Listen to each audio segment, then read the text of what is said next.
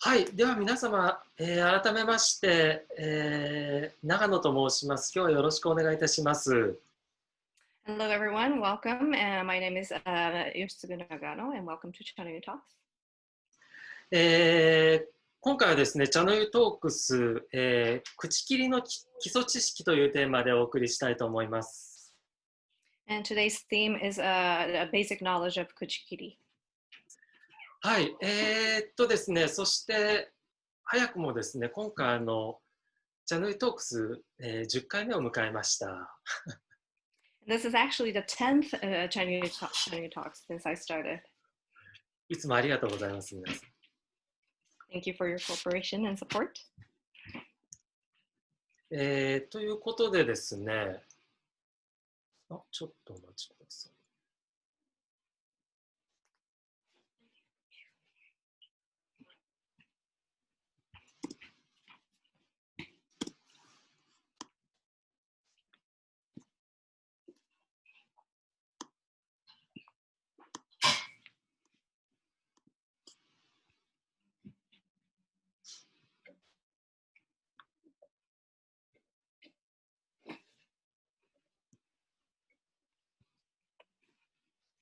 はい、すいません、失礼しました。はい、それではですね、もう毎回のことなんですが、少しチャンネルトークスについてご説明した後に本題に入っていこうと思います。So let's just go over some house cleaning businesses. このですね、スライドは全部僕がですね、英語に変えてますんで、ちょっと英語おかしいところがあるかもしれないんで、英語を忠実に聞きたい方は、ともこさんの通訳をお聞きください。I am making this presentation, and all the English is mine. So if you want to get correct English translation, please pay attention to the interpreter. はい、ではですね、順にご説明をしていくんですけれども、まずですね、ただいまスタート時からですね、この画面、いつもですけども、録画させていただいております。As you may know, we're recording this session. 録画したですね、このビデオはですね、後日ですね、広報などにですね、使用することがあります。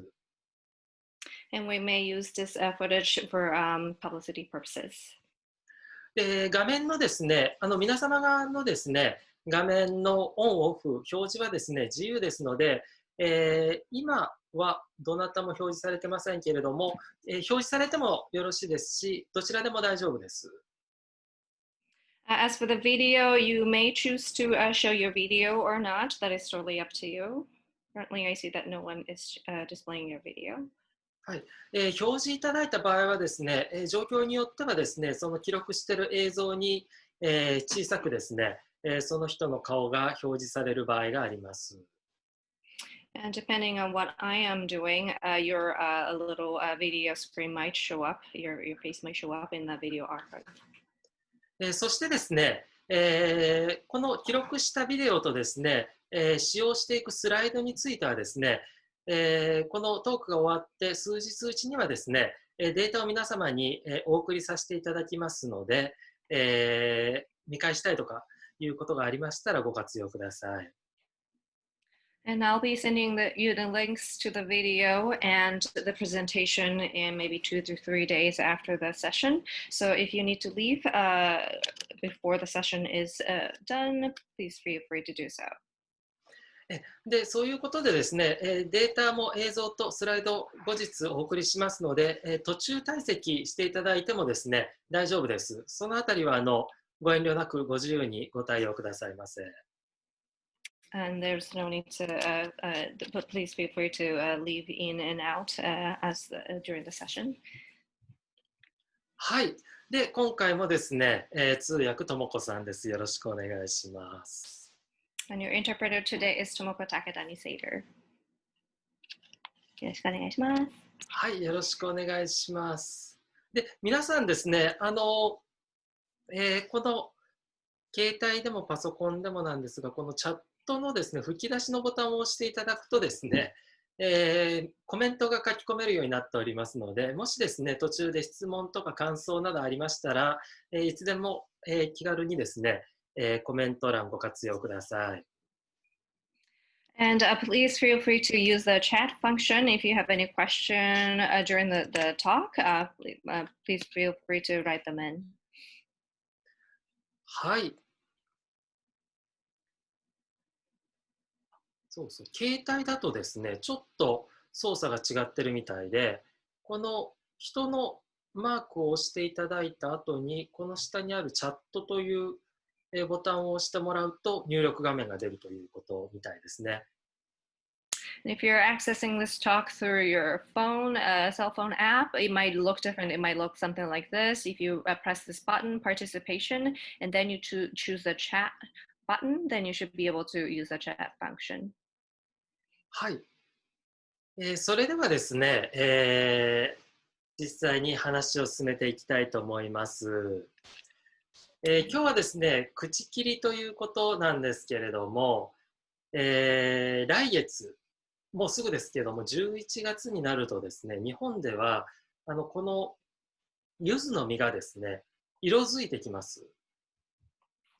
So today's theme is Kuchikiri, and in November in Japan, this fruit that you see, Japanese citrus called yuzu, start to change its color in November. はい、それでですね、この柚子の実がですね、色づく頃に行われるのがですね、こちらの口切りです。And the event that takes place when the yuzu fruit changes color is the Kuchikiri event. 口切りというのはですね、この写真の通りですね、この壺、お茶の葉を詰めた壺があるんですが、この茶壺のですね、封を切って中から茶壺を取り出すというですね、11月に行われるお茶の世界の行事です。And Kuchikiri is a ceremony where we open, as you can see in the picture, we cut the seal open of the tea jar with lots of tea leaves inside, and then that happens in November. そしてですね、同じ時期に行われるのがですね、炉開きといいまして、ここに炉が畳の中に切ってありますけれども、これは冬の時期だけにしか使わないんですが、この炉をですね、開いて、釜がかけられるような状態にして使えるようにするのがこの時期、同じ時期に行われます。And at the same time, during the same time frame, an event called Robiraki happens, which is an opening of the sunken hearth. As you can see in the picture, there is a sunken hearth on the tatami mat, and it's only used in the winter time. So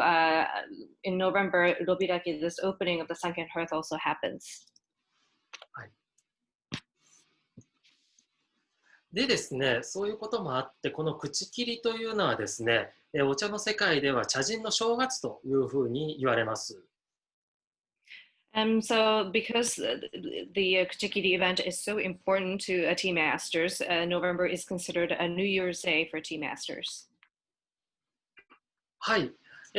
これはですね、お茶を栽培して、そして飲むまでの、チャートをちょっと分かりやすく図にしてみたものです。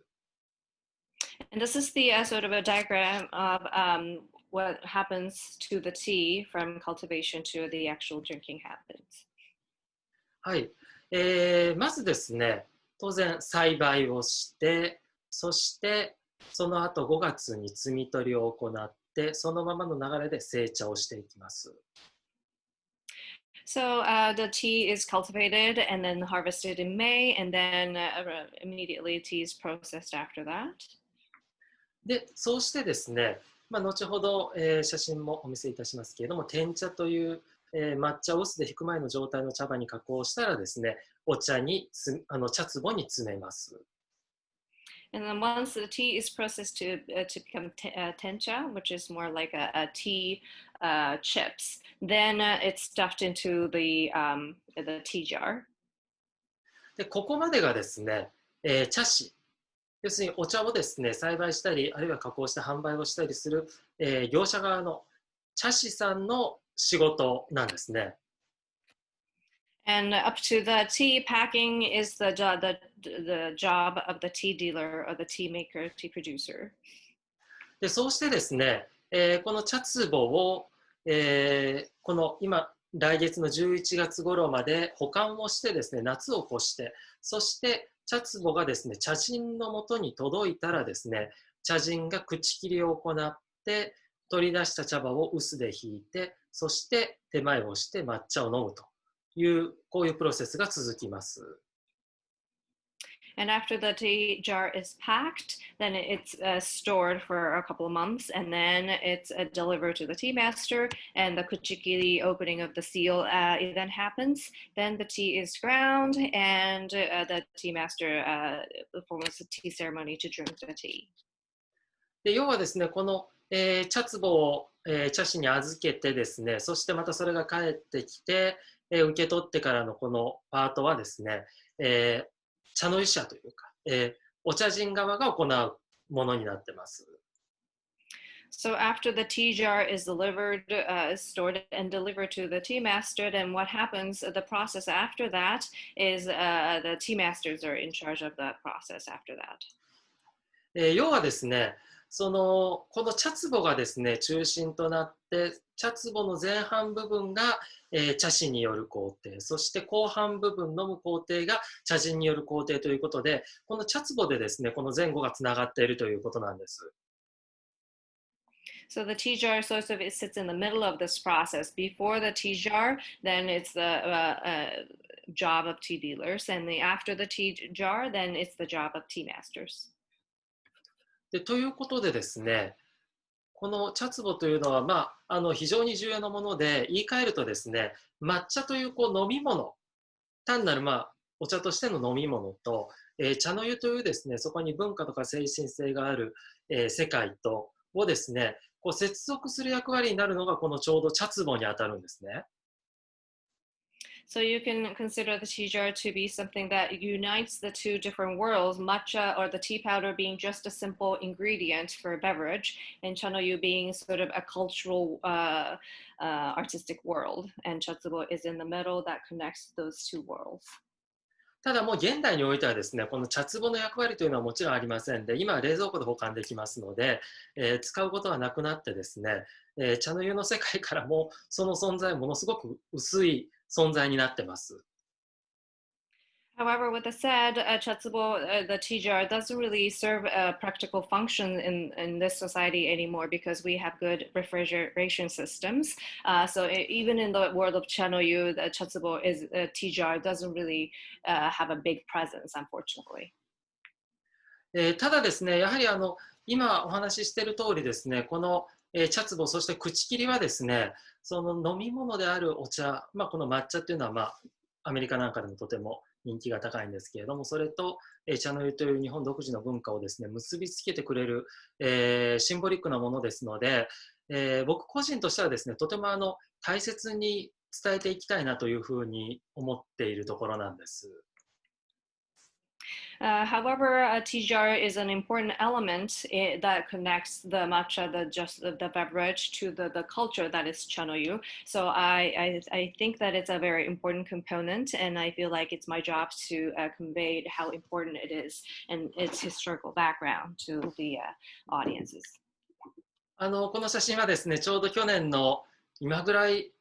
だったかと思うんですけれども、10月だったと思うんですけれども、日本のですね、農水省の管轄の、主催のイベントでですね、ニューヨークでですね、この口切りと、あるいは茶壺なんかについてですね、現地のメディア向けに説明をして、これ、ともこさんもですね、一緒にやったんですけれども、説明をしたりしてですね、なんとか普及活動に勤しんでおります。These pictures were taken last year around the same time. Around the same time, and this event was supported by Japanese government, and it was held to sort of explain the importance of tea culture and actually the importance of Kuchikiri event to American medias, and I've demonstrated the tea ceremony and such. そうしてですね、その後にですね、実際にお茶室でですね、これニューヨークの光景ですけれども、お客さんを、お招きしてですね、僕が所属しております上田倉庫流の手前でですね、伝統的な口切りの儀式をですね、披露しております。And this picture is also from last year. I actually held a Kuchikiri ceremony in New York. This is a tea room in New York, and I invited guests, and I performed a traditional Wirasoko style Kuchikiri ceremony. これはですね、非常に好評でして、この時が一番人が来たというですね、思い出深い回となってます。The ceremony was very, very popular, and as you can see from the picture, this room held the most people when I had this event.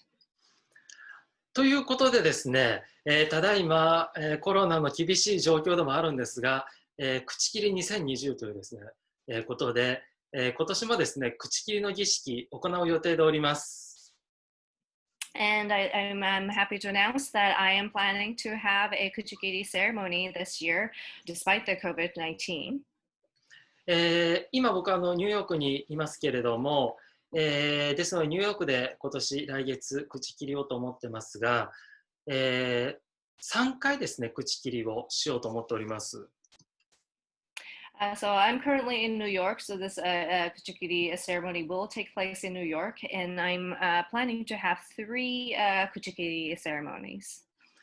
でそのですね第1回目の口切りをですね、ニューヨーク時間の11月21日の11時からやるんですけれども、これをですねこのチャンネルトークスでもですねライブ配信しようと思っております。And the first of the Kuchikiri events in New York will be held on November 21st at 11 a.m. That's New York Times. And I am planning to live stream that event as a part of Chanoyu Talks. でですね、もし今日、お聞きいただいている方で、ニューヨーク在住の、方がですね、いらっしゃいましたら、このですね、グローバス和室というところで、口切りの、実際にお客さんも入れてのですね、口切りの儀式を、2回行いますので、ぜひですね、ご参加いただけたらと思います。ご案内また E メールでお送りしますけれども。And any of you who are participating today, if you happen to be in New York, then I'll be having 2 Kuchikiri ceremonies at Globus Washington, New York, NYC on November 22nd, 2 times from 10 a.m. and 1:30 p.m. And I will invite guests. So if you happen to be in New York on that day, then please consider joining us, and I'll be sending you the information later on. ちょっとお待ちいただけますか。ちょっとですね、参加者のお一方からちょっとうまくログインできないというのが来ましたんで、ちょっとお待ちくださいね、1分ぐらい。Just a moment, please. One of the participants is having a hard time logging in, so I'm going to assist them.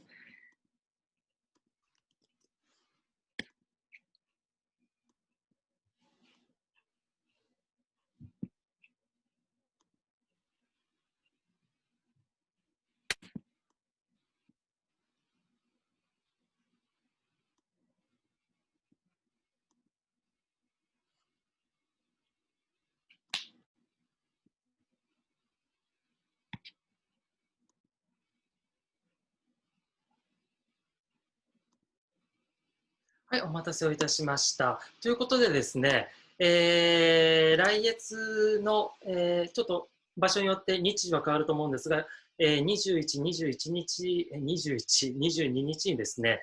口切りをそれぞれ行って、ライブ配信とあと実際にですね、お見せするという、2パターンやっていこうと思ってますので、今日はですね、その前段としてですね、口切りとはどういうことかということを、お話ししたいと思います。So since I'll be having 3 Kuchikiri ceremonies next month, in preparation of that, I'd like to talk about what Kuchikiri event ceremony is all about. 前回ですね、このチャートで言いますと、このお茶を作るところはですね、前回の回でご説明しましたので、今回はですね、この茶壺の周辺のお話をしていきたいと思います。In the previous Chanoyu talks, I've talked about the process before the tea packing happens to the tea jar. So today I'd like to focus on the actual stuffing, the packing of the tea jar. そしてこの口切りのことに関してはですね、次回、お見せできればと思っております。And about the process of Kuchikiri event, I'll discuss that in the actual Kuchikiri ceremony. はい、それではですね、まず、抹茶の話に入っていくんですけれども、ご存知の通り5月にですね、新茶を摘み取ります。And as you know, the tea is harvested in May. そして前回ご紹介した通り、いろいろ工程を経てですね、最終的にはこの天茶になります。And after a lot of process, tea leaves become this tencha or the tea chips. はい。そうしてですね、この天茶というのは、数ミリ、5ミリ角ぐらいですかね、のお茶の葉のチップです。これは臼を使ってですね、引くと抹茶になるんですね。And this tencha is about 5 milliliter square tea chips, dried tea leaf chips. And when this tencha is ground, it becomes matcha powder. で、この天茶からですね、すぐに引くわけではなくって、臼でもう引いてしまうとですね、パウダーにしてしまうと、どんどんもう、あとはお茶が劣化していきますので、ある程度この大きいですね、破片の状態で保管します。And once the tea is ground to matcha tea powder, then the quality goes down. So when you store tea, then it's stored as tencha. そうしてですね、お茶の工場ではこれをですね、保管する際に、大きなですね、アルミの袋を用意して、そこに詰めてですね、でこれは真空にする機械なんですけれども、この機械に入れ込んでですね、完全に空気を抜いた状態で密閉してパッキングして保管します。And this is what it looks like at the tea factory. The big aluminum bag is filled with tencha, and this machine vacuum seals the bag. そうしてですね、冷蔵庫になっているですね、その倉庫がありまして、そこのラックに全部収納していくと。で、数千種類、保管されるわけなんですが、これがですね、今では全部コード管理になってまして、コンピューターでですね、必要なコードを打ち込むと、ものすごいスピードでですね、ロボットが動いて、棚から、そのお茶をですね、抜いてきて、下ろしてくれると。そういう仕組みになっております。And this is the warehouse. It's a refrigerated warehouse, and thousands of different kinds of tea is stored here, and everything is automated, computerized. So when you put in the code of which tea you want, then this robot in the center moves to the appropriate location and takes the tea in a matter of seconds. はい、そうしてですね、今のがですね、21世紀型の、保管なんですけれども、古くはですね、この写真のように冷蔵庫がない時代はですね、こういうふうに茶壺にですね、一種類ずつお茶を詰めてですね、保管をしていました。And that was now. So back when they didn't have refrigeration, this is what it looked like. This is how they stored the tea in different tea jars, different kinds of tea in them. はい、今登場したですね、この茶壺なんですけれども、ちょっとこれ日本語を説明しますと、この茶というのはですね、ティーですね。で、壺というのがジャーという意味です。Japanese term chatsubo refers to cha meat being tea and tsubo being a jar or an urn. はい。で、今日はですね、特にその口切りを行う儀式の前段階の知識としてですね、主にこの茶壺にですね、スポットを当ててですね、お話ししていこうと思います。And in order to prepare for the Kuchikiri ceremony, I like to focus on this chatsubo or the tea jar. 茶壺はですね、こういう形状をしておりまして、まず高さがですね、だいたい20センチから50センチぐらいです。And this is what a tea jar looks like. The height is about from 8 to 20 inches. で平均がですね、だいたい30センチぐらいが一番多いですね。And the average is about 12 inches. そしてですね、茶壺の一番大きな特徴は、ここにですね、乳と言われる、また耳と言ったりもするんですが、乳あるいは耳と言われる、このですね、紐を引っ掛けるためのですね、穴がつけられていると。出っ張りがあるんですね。これが大体4つあります。And the biggest characteristic about Chatsubo, the tea jar, is that it has this handle called chichi or ears. And this is the handle that a thread goes through this handle. はい。もしですね、この乳がない、ただの壺の場合は、それはもう本当に普通の壺でして、ここに乳があることによって茶壺になるということですね。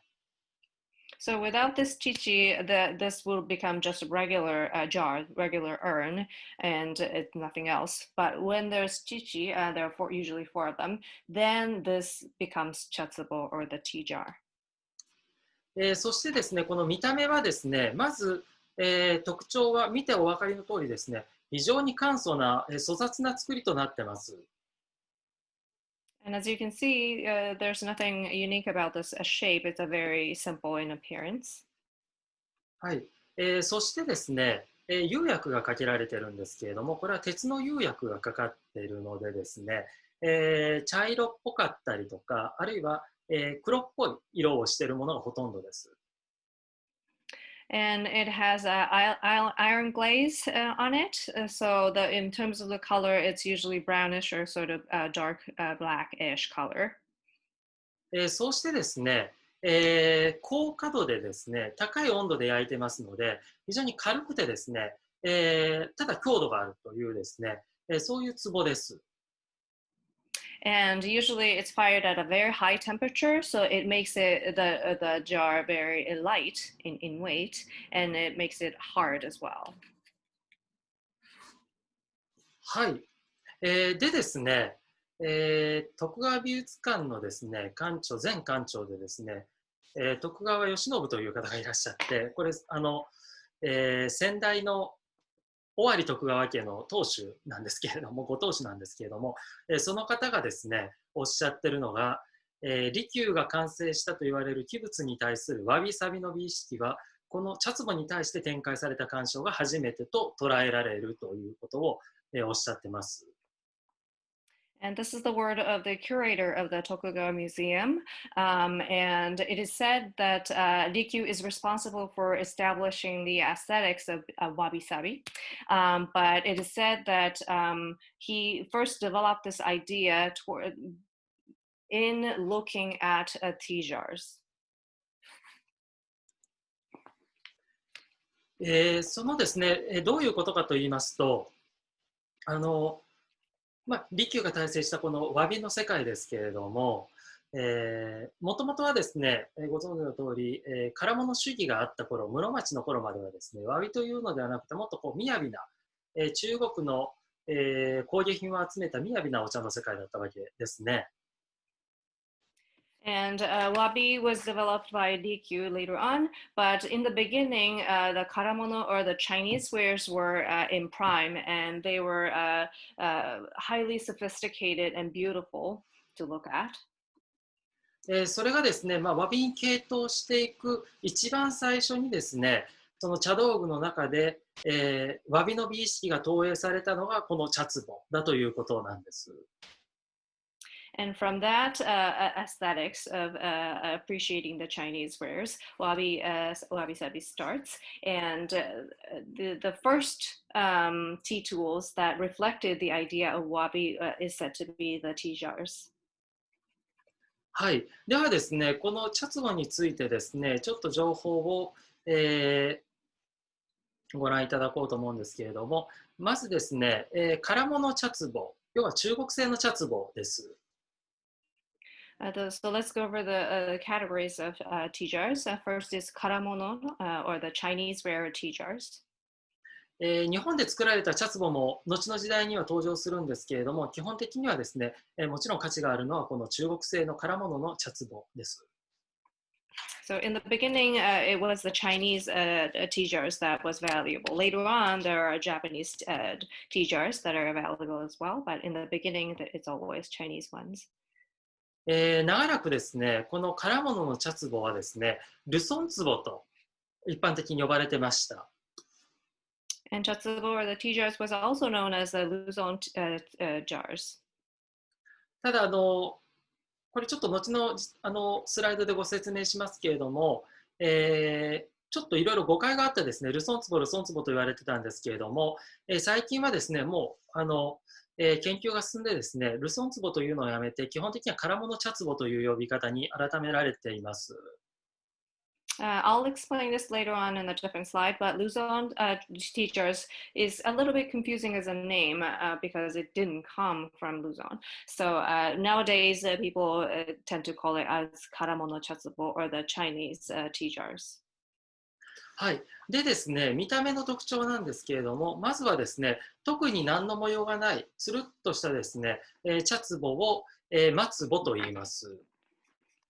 And the Karamono Chinese tea jars without a pattern is called matsubo. そしてですね、2番目の分類として、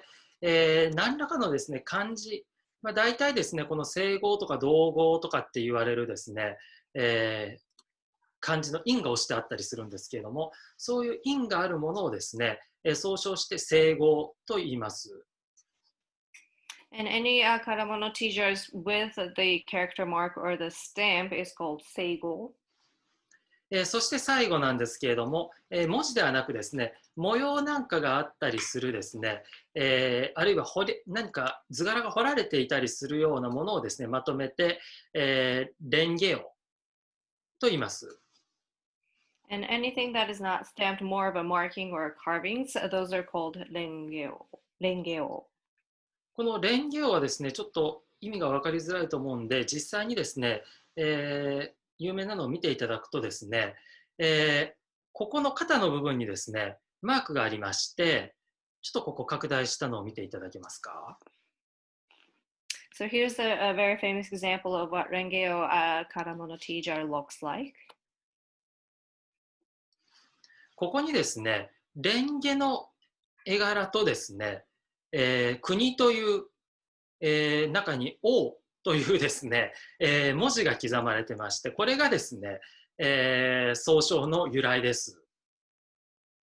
So if you look at the close-up, at the bottom is the lotus leaves on the bottom, and in the middle is a character that is similar to a letter called country, and in the middle of it has a letter that says king.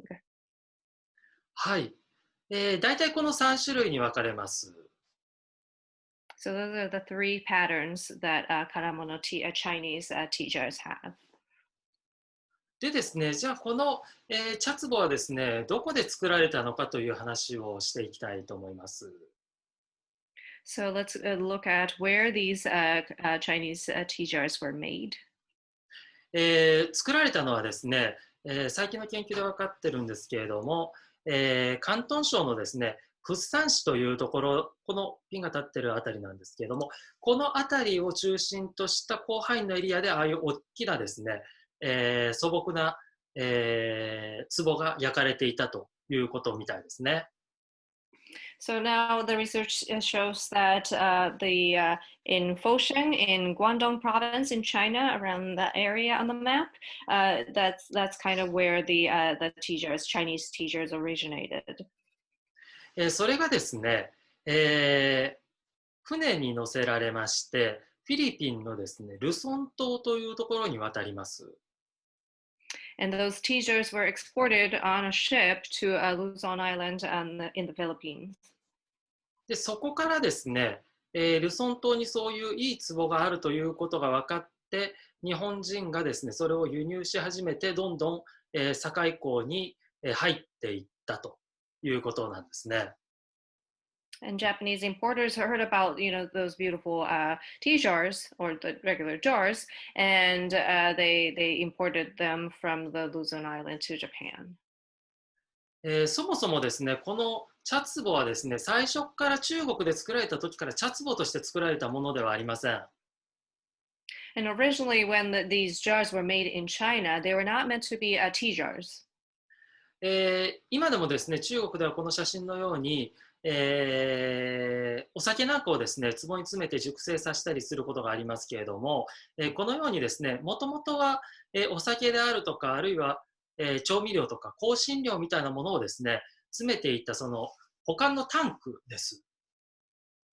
And these jars in China is they're actually used to store and age, alcohol or seasoning or spices. それをですね、要はお酒なんかを詰めて中国南部からですね、ルソン島に輸出をしていたわけですね。そうするとルソン島に、空のその壺がいろいろ溜まって、で、それを、日本人が、持ち帰ってですね、で、徐々に徐々にこれはお茶を保管するのにいいんじゃないかということで使われ始めたという。これは日本人が茶葉の保管として使用用途をつけたということです。So these jars were made in China, and they originally had like alcohol or seasoning, and they were exported to the Luzon Island. And the empty, the jars were seen in the Luzon Island. Japanese importers saw the jars, and they imported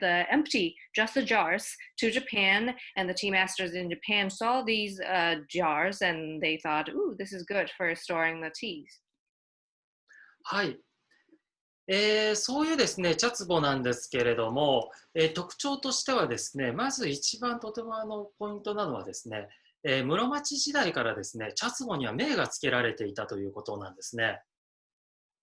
And interesting tidbits about the tea jars is that since the Muromachi period, the tea jars had names to them. 西暦で言ったら15世紀ぐらいからなんですが、その、室町時代からですね、銘が付けられていたというのはですね、どういうことかというと、数々の茶道具があって、今お茶の世界ではですね、茶杓にしても、茶入れにしても、いろんなものにですね、銘が付けられますが、最もですね、一番早くからですね、銘が付けられることになった茶道具が、この茶壺なんです。So Muromachi period is around 15th century, and we have lots of tea tools like teaspoons and tea containers, and nowadays many of them have names to them. But actually, the tea jars are the first tea tool that had names among all the tea tools. そしてですね、16世紀になって、本当にいよいよですね、信長と秀吉、利休らによってですね、茶の湯がですね、ハイソサイティのもう、たしなみを超えたその文化になってきてですね、茶の湯道が高騰した時にはですね、最も高い価値を持っていたのがこの茶壺と言われてます。And in the 16th century, people like DQ made the way of tea become a part of culture. And that's when the really expensive, valuable tea jars started to appear. 今ではですね、全然茶壺なんてお茶の道具として全然重要な道具でもないですし、持っていても見せることもなかなかないぐらいの、影の方に追いやられてますけれども、16世紀はですね、お茶の道具のトップは茶壺であったということなんです。So nowadays, even if you own tea jars, it's not really for showing to people or anything. It doesn't really mean much if you own tea jars nowadays. But back in 16th century, tea jars are one of the most valuable tea equipment, tea tools that you could own. 有名なものになるとですね、十数万石で、価値を見出されたものもあったみたいです。And one of the most valuable ones were worth several 100,000 koku, and koku is a unit, a unit of sort of a currency. でこのですね、5という単位なんですけれども、これはですね、成人男性1人がですね、1年間に消費するお米の量を指してまして、要はですね、日本はお米が非常に主食で重要なので、自分が持っている土地でどれだけお米が取れるかというので、土地を計算していくんですけれども、十数万石というのはですね、大名クラスの、所有の領地の広さです。So koku is a unit, like I said, about the currency back in the old days. But one koku is means the amount of rice that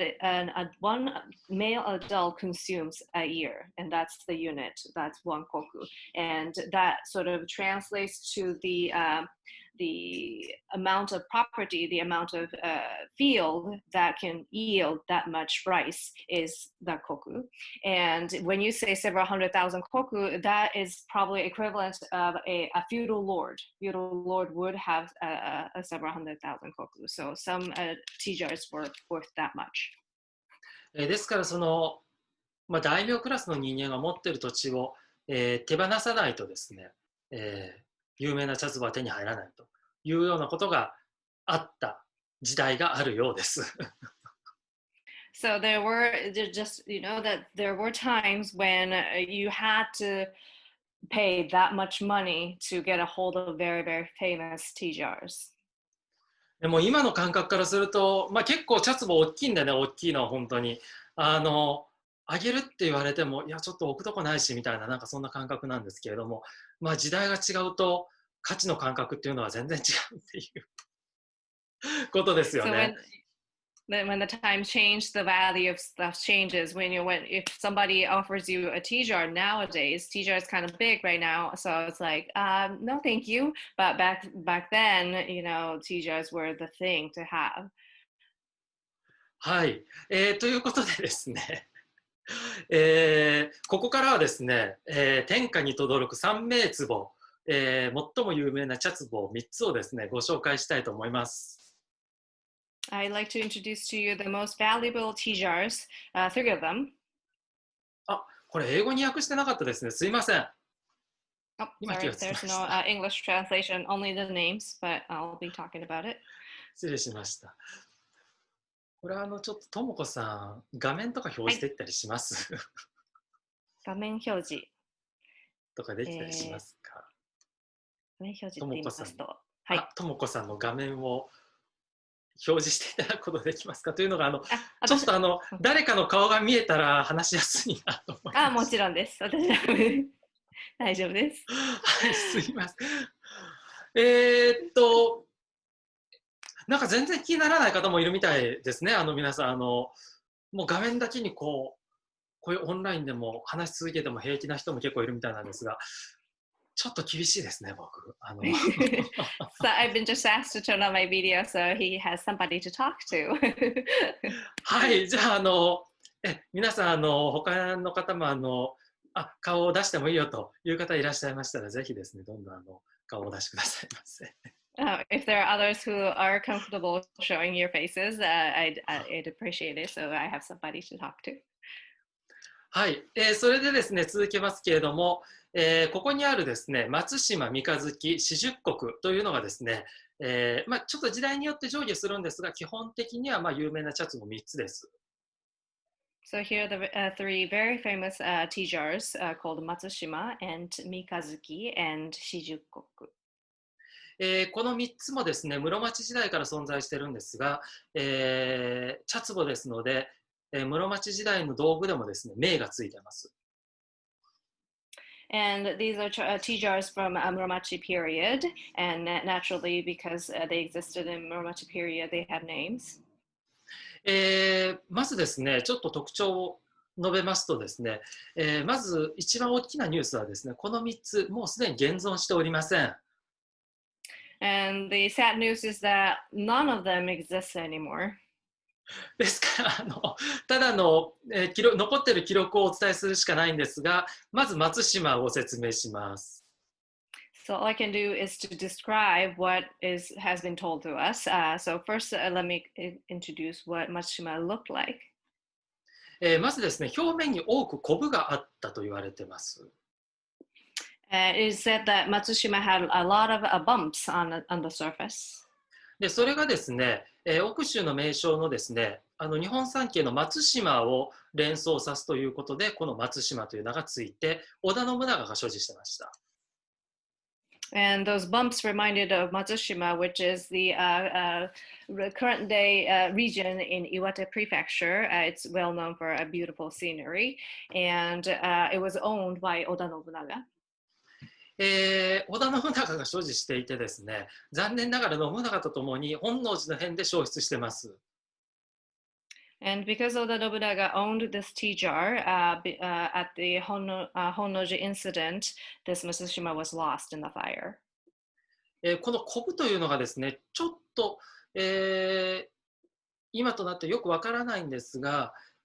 こういうですね、ちょっとこうやっぱり粗雑な作りなんで、少々形が歪んでたりしてもですね、そのまま使われてたので、こういう部分をですね、コブと言ってるんだと思います。へこみをですね。So we're not exactly sure what they meant by bumps, but probably because usually the tea jars were, roughly made. Here and there, you see a little bit dents and indentation, and I believe that those are what they meant by bumps. これがですね、コブが、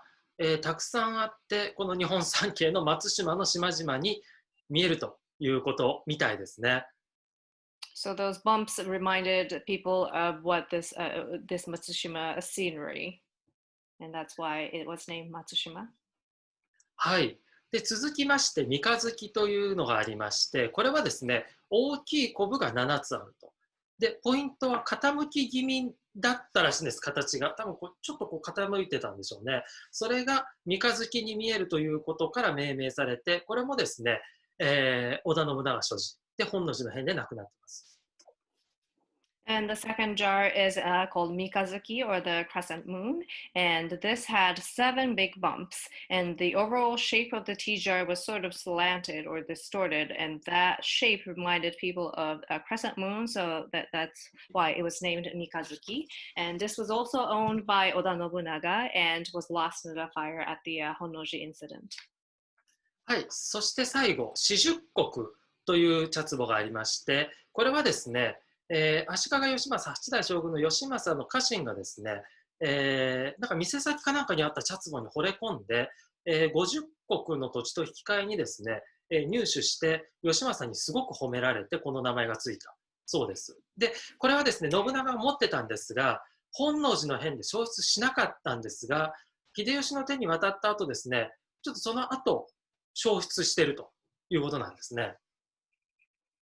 And the last one is called a shijukoku, or the 40 koku, koku being the unit that we discussed. And it is said that a retainer of the 8th shogun Yoshimasa actually bought this tea jar in exchange for 40 koku, and we discussed how much that might be. And that's why it's named Shijukoku. And this was originally owned by Oda Nobunaga, but this was not lost at the Honnoji incident. However, it was inherited to Toyotomi Hideyoshi, and somehow it was lost. でですね、このちょっと海外の方で信長を知らない方がいらっしゃいましたら、これが織田信長です。For those of you who are not familiar with who Oda Nobunaga is, this is what he looked like. まあ、日本人は今でもですね、侍が好きな人が多くて、いろんなところでですね、雑誌とかテレビとかでですね、好きな武将ランキングとか取られたりするんですが、大体ですね、圧倒的ナンバーワンはこの信長です。So, even to this day, Japanese people like samurais and whatnot, and a lot of TV shows and magazines do a survey of who's your favorite, samurai, and usually he ranks in the first. 彼はですね、日本の天下をですね、統一しかけた時にですね、家臣にクーデターを起こされて、それが本能寺の変ですけれども、自害して、自分で切腹をして命を絶ったのが最後なんですけれども、先ほど見ていただいた通りですね、同じく本能寺の変で、有名な茶道具大量にですね、消失しております。So Oda Nobunaga is known as the first great unifier. He almost ruled the whole country, but one of his subordinates rebelled, and he was forced to commit suicide, and that is Honnoji incident. And he really liked tea, but a lot of his famous tea tools, tea equipments, were lost in that incident. はい、でちょっと話がもう全然茶壺じゃなくなってくるんですが、ですね、本能寺は京都にあるんですけれども、お寺なんですが、要塞みたいな堀があったりとかしてですね、あのそういう奇襲攻撃に対応できるですね、お寺だったこともあって、信長がですね、普段は大阪にいるんですが、安土城にいるわけですけれども、上京して京都に上がるときにはですね、大体本能寺に宿泊してたと言われてるんです。So it's kind of not about Chatsubo at all, but Oda Nobunaga was Honnoji Temple is in Kyoto, and usually Oda Nobunaga stayed in Osaka. But when he visited Kyoto, he stayed in Honnoji Temple because it had, even though it's a temple, it had moat and it was built like a castle. It was able to defend itself. It was built like a castle. So he really preferred to stay at Honnoji Temple. はい、それでですね、ですから仮に泊まっていただけなんで、本来はですね、有名な大名物の茶道具はですね、安土城にあるんです。So, Honnoji Temple being the sort of a temporary visiting place, usually most of the famous his tea tools were in Osaka. ただですね、本当に運が悪かったんですけれども、実はですね、本能寺の2日前って言われてるんですが、大量のですね、大名物を含めた茶道具一式をですね、もう40近くと言われてますけれども、安土城からですね、延暦寺に運んでたんですね。So this is really unfortunate, but it is said that 2 days before the Honnoji incident, about 40 of the one of the most, prized, most valuable possession that he had, the tea tools that Oda Nobunaga had, he had them transferred to Enryakuji Temple, and it was on its way. それはですね、実は信長のですね、一世一代の大茶会を催すためにですね、運んだんです。And he was actually preparing for one of his most, historical tea ceremony that he was going to have. で、なんでですね、そんなお茶会を開きたかったかというと、実はですね、客人にですね、九州の大富豪のですね、姉妹喪失というですね、大富豪の茶人がやってくるということで、どうしてもその人を盛大にもてなしたいという思惑があったんですね。And the reason being the tea ceremony is that he was going to have this guest from Kyushu area. He was a very rich, a very famous tea master from Kyushu area, and Oda Nobunaga really wanted to impress him. で、なんでそんなに大事だったかというとですね、先ほどの3つのですね、伝説的な茶壺と同じようにですね、実はこの濃い茶を入れる茶入れ、小さい壺ですけども、茶入れにもですね、当時ですね、天下の3つの茶入れがあってですね、信長はすでに2つ持っていたんですけれども、最後のもう1つをどうしても揃えたかった、その3つ目を持っていたのがその姉妹なんですよ。And this guest from Kyushu, this tea master from Kyushu, he owned one of the three most prized tea containers of that time. And two of them Oda Nobunaga already owned, but one of them, the last one, this guest from Kyushu owned, and that's why he was going to have this historically amazing tea ceremony for him. で、それ、ナルシバという茶入れなんですけれども、そのですね、茶会を催した数時間後にですね、クーデターを起こされたんです。And actually, the tea ceremony did happen, and the Honnoji incident happened maybe a couple of hours after the tea ceremony concluded. ということでですね、そこにあった、茶道具のことごとくがなくなったんですが、ナルシバに関してはですね、実際の持ち主のですね、姉妹がですね、まだそこに滞在してましたんで、難を逃れて、生き残ってるんですけれども、茶壺とかですね、特にああいう大きなものはもう全然運び出せもしないですよね。それでも焼けて、そのままになったということですね。And this is why a lot of Oda Nobunaga's prized possessions, those were lost in the fire at Honnoji incident. And the last tea container called Narushiba, the original owner, this guest from Kyushu, still owned it, and he was able to get away, so it escaped that fire. で、ではですね、もうその3つは残ってないんですが、現在残っている中でですね、有名な茶壺をですね、3つほど軽くご紹介します。So let me introduce the three very famous tea jars that do exist to this day.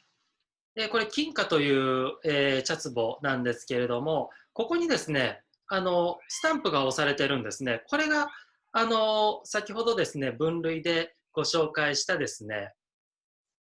こちらの正語の部類にあたるスタンプ、文字の印が押されてます。これがそういうことですね。So this jar is called kinka, or the golden flower, and on the shoulder you see a stamp, and it's a lettered stamp. And from the three categories that we discussed earlier from Chinese ware, this will be categorized as seigo, that has a letter stamp or imprint on it. はい、そしてですね、それと対となる形でですね、あるのが、昇華です。And this tea jar called shoka is sort of a pair to kinka, the golden flower. 先ほどの金貨に比べてですね、ちょっと色がワントーンくすんでるんですね。And compared to kinka, this shoka, or the pine flower, is sort of a little dull in color. 松の木の色味に似てるからこの名前がついて、で金貨の方はですね、本当に金色っぽく見えるから金貨というふうなことで、これ、対の兄弟みたいな茶壺です。And sho, or matsu, being a pine tree, so this color sort of reminded people of the color of the pine, and therefore named pine flower or shoka. And the other one, kinka, it's shiny in golden yellow, so that's why it was named kinka. And these two are sort of kind of like brothers and sisters. They're kind of related. はい。でですね、このですね、昇華はですね、茶壺で唯一重要文化財です。And this Ashoka is the only tea jars that it is an important cultural property. はい。で、最後、極めつきはこれで、これ国宝なんですけれども、野々村仁清がですね、焼いた、色絵のですね、藤の花が描かれた茶壺です。And this is actually a national treasure. This is made by Nonomura Ninsei, and this is a tea jar with a design of wisteria. ただですね、これは仁清が焼いたものですので、江戸初期の作品でして、もうですね、室町時代の茶壺と違って、この時代に焼かれた茶壺は実際に使うわけじゃなくってですね、もう工芸品としてただ部屋にディスプレイするという、そういう役割のものですので、ちょっともう全然雰囲気が違ってます。And this was actually made in Edo period during the 17th century. And unlike the tea jars that was made in Muromachi period in the 15th century, the tea jars in Edo period are more for decorative purposes. So it was to be looked at, not to be used. で、面白いのがですね、こういう工芸的なですね、壺を茶壺にして、例えば唐物のですね、中国で焼かれた、綺麗な大きい壺の時期なんかをですね、茶壺にしたりは全然してないんです、茶の世界では。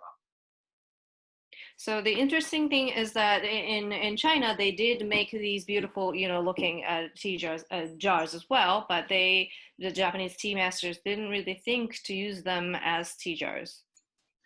で、なぜですね、そういう室町の唐物全盛の時代でもですね、こういう詫びたものを使ったのかというと、どうもですね、素朴なそういうなんかこう貯蔵する紙みたいな作りじゃないと、湿度とかですね、そういうものがですね、うまくなんか逃げないか何かでですね、茶葉の保管用具としてですね、ふさわしくなかったみたいです、機能的な面で。And during the Muromachi period in 15th century, the Chinese wares karamono was its peak. So why didn't they choose to use those beautiful looking Chinese jars for tea jars? And the reason being that decorative ones were actually functionally not fit to store tea leaves, and simple and plain jars like we looked at, those were more functional, and it was good to let go of the dampness of the air and such. So functionally, the plain ones were better. はい、ということで、このニーセは保管の用途としてはそんなに意識せずにですね、ただの形として茶壺を模した壺を作っているということですね。So this jar, particular jar, was just to be looked at, to be a decoration. そしてですね、茶壺は昔はものすごい価値があったという話をしたんですが、今どういう状況かといいますと、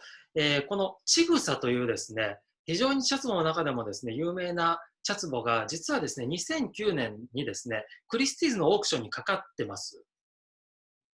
And so I told you about chatsubo or the tea jars being really valuable back in the day, but not so much nowadays. However, there's this tea jar called Chigusa was auctioned at Christie's in New York in 2009. はい。でですね、その時の落札価格が、US ドルでですね、66万2500ドル。で、日本円にしておよそですね、6500万円で落札されてます。And the price is listed there, and that's what it was worth. で、今、アメリカのワシントンのですね、フリーア美術館というところにあるそうなんですけれども、アメリカの美術館が落札してますね。And actually, it was sold to the Freer Gallery of Art in Washington, D.C. はい。で、これはですね、何が有名かと言いますと、足利家が所蔵していた、将軍家が所蔵していたものなんですが、極めと言われるですね、鑑定書、利休が書いてます。And this was actually owned by the Ashikaga House of Ashikaga, the shogunate family. And what's unique about this one is that Senno Rikyu wrote a certificate. He wrote the appraisal letter for this tea jar. で、なんかちょっと調べるとですね、この茶壺はですね、これを主役にした展覧会がですね、2014年頃にですね、全米3カ所か4カ所巡回してたらしいんですよ。And I looked into this Chigusa tea jar, and I found out that in 2014, this exhibition that centered around a tea jar actually toured maybe two or three different locations throughout the US. こんな感じでですね、非常にこう丁寧に、茶室の模型なんかも作ってですね、あと口切りの様子のビデオとかですね、こういう付属品とか全部書き付けとか全部一式を展示しているというですね、非常に愛あふれる展示だったみたいです。So this exhibition looked to be very much in detail. There was the model of the tea room, the video of the Kuchikiri ceremony, and all the writings were and letters were displayed. So it felt like it looks to be full of love to tea jars. はい、ということで、日本の美術館が落札せずにアメリカに行ってしまったわけですけれども、もしかしたらこういう茶壺の世界はこれからこう、日本ではもう本当忘れ去られたようなところがあるんですけれども、海外の方が意外とこう面白がって価値を見出してくれたりするのかなと思ってですね、ちょっと今日写真をおまけでご紹介しました。So unfortunately, this Chigusa was sold to an American museum, not to a Japanese museum. But it made me think that maybe it's valued more overseas as opposed to in Japan, where tea jars are kind of starting to lose its value. はい。でですね、あと、2つですね、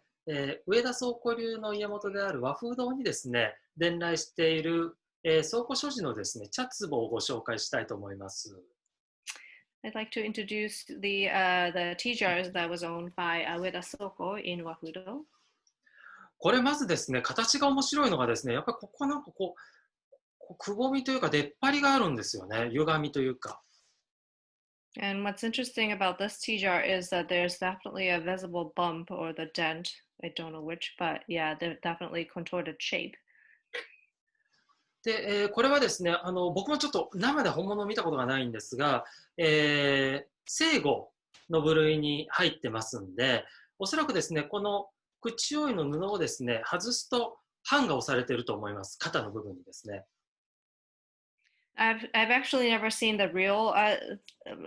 thing, but it's categorized as seigo. So when you lift this cloth up at the top, I expect that there'll be some sort of a stamp with the letter on it. はい。で、まあ、もちろんルソン壺ですね。ルソン壺って言っちゃいけないんですが、南の中国で作られたものです。And this is what's considered a Luzon tea jar, or it's a Chinese one that was imported through the Luzon island. で、もう一つですね、他にもいくつもあるんですが、もう一つ、ご紹介すると、こういうルソン壺もあります。There's another tea jar I'd like to show you, and this is it. This is also another Luzon tea jar. ですので基本的にですね装香は茶人ですけれども、お茶をしてなくてもですね、大名家あるいはですねお茶をたしなむ、豪商とかお金持ちなんか、みんなマイ茶壺を持ってるわけですね、保管のタンクとして。でそれが、お金持ちになればなるほど、あるいは、大名とかですね、そういうふうにポジションが高くなればなるほどいいものを持ってるということです。So Ueda Soko owned tea jars because he was a tea master. But even back then, the feudal lords and rich people had this kind of tea jars as a storage for tea. でこのようにですね、これは和風堂の商品ですけれども、飾り付けたりします。And this is the showing room in Wahudo in Hiroshima, and you can see the tea jar in the display. でだんだんですね、利休以降わび茶というものがですね、広まっていくにつれてですね、だんだん広間でのお茶の世界というのはだんだんなくなっていって、どんどん世界が狭くなっていくにつれてですね、この大きい茶壺を飾り付けるということが困難になってきて、その結果ですね、茶壺に代わって当時ですね、小さい壺と書いて小壺と呼ばれていた今でいう茶入れですね、茶入れが、この茶壺を追い抜いて一番の価値ある茶道具ということになってきます。So during the time of Rikyu, the idea of wabi became more prominent, and tea ceremony happened in reception halls like this, big spacious area, and the wabi brought the tea ceremony into more tiny, intimate rooms. And in tiny tea rooms, there is no space to display these big tea jars. So that's why the smaller tea containers became more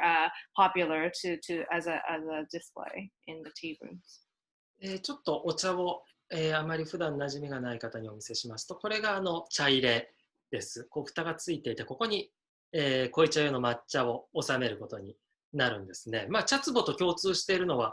焼き物の壺であるということと、両方ともお茶を入れるということですね。And for those of you who are not familiar with tea ceremonies, this is the tea container that I told you about. It's got a little lid at the top. And what this has in common with the tea jar is that they're both potteries. And they're both meant to store tea powder, matcha tea powder. はい。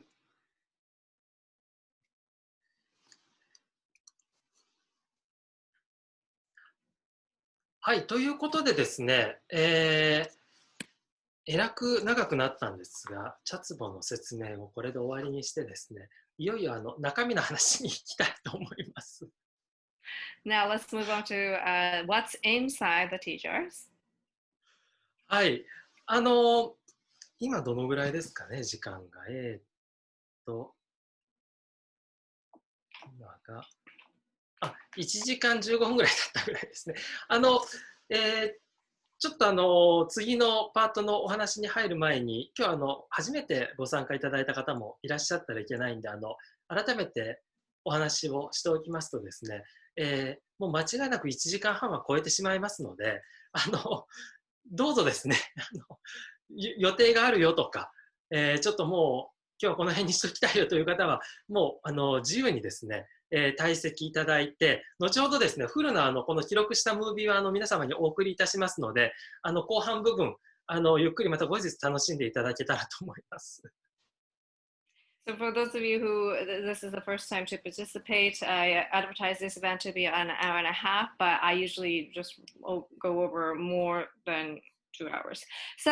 like I said, you will get a full recording of this seminar. So if you have to leave or you're starting to kind of get bored, feel free to leave and you can watch the video later on. はい。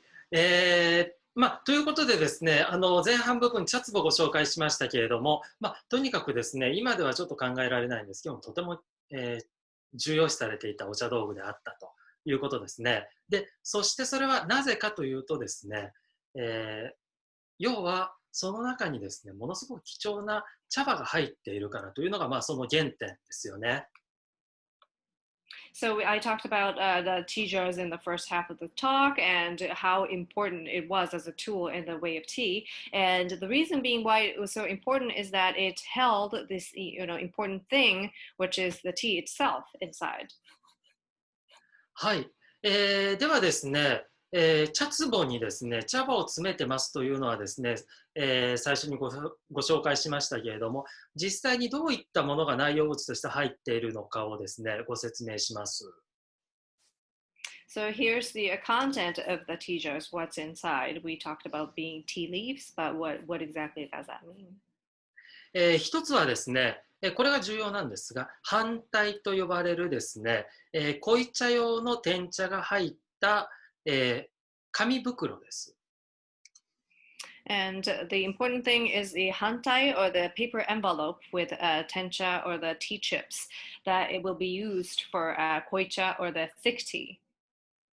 そしてですね、もう一つ、これが内容物のほとんどを占める、ほとんどの体積を占めるんですが、詰茶といいまして、天茶をそのままもうドカッと壺の中に流し入れているもので、これが薄茶用の抹茶になります。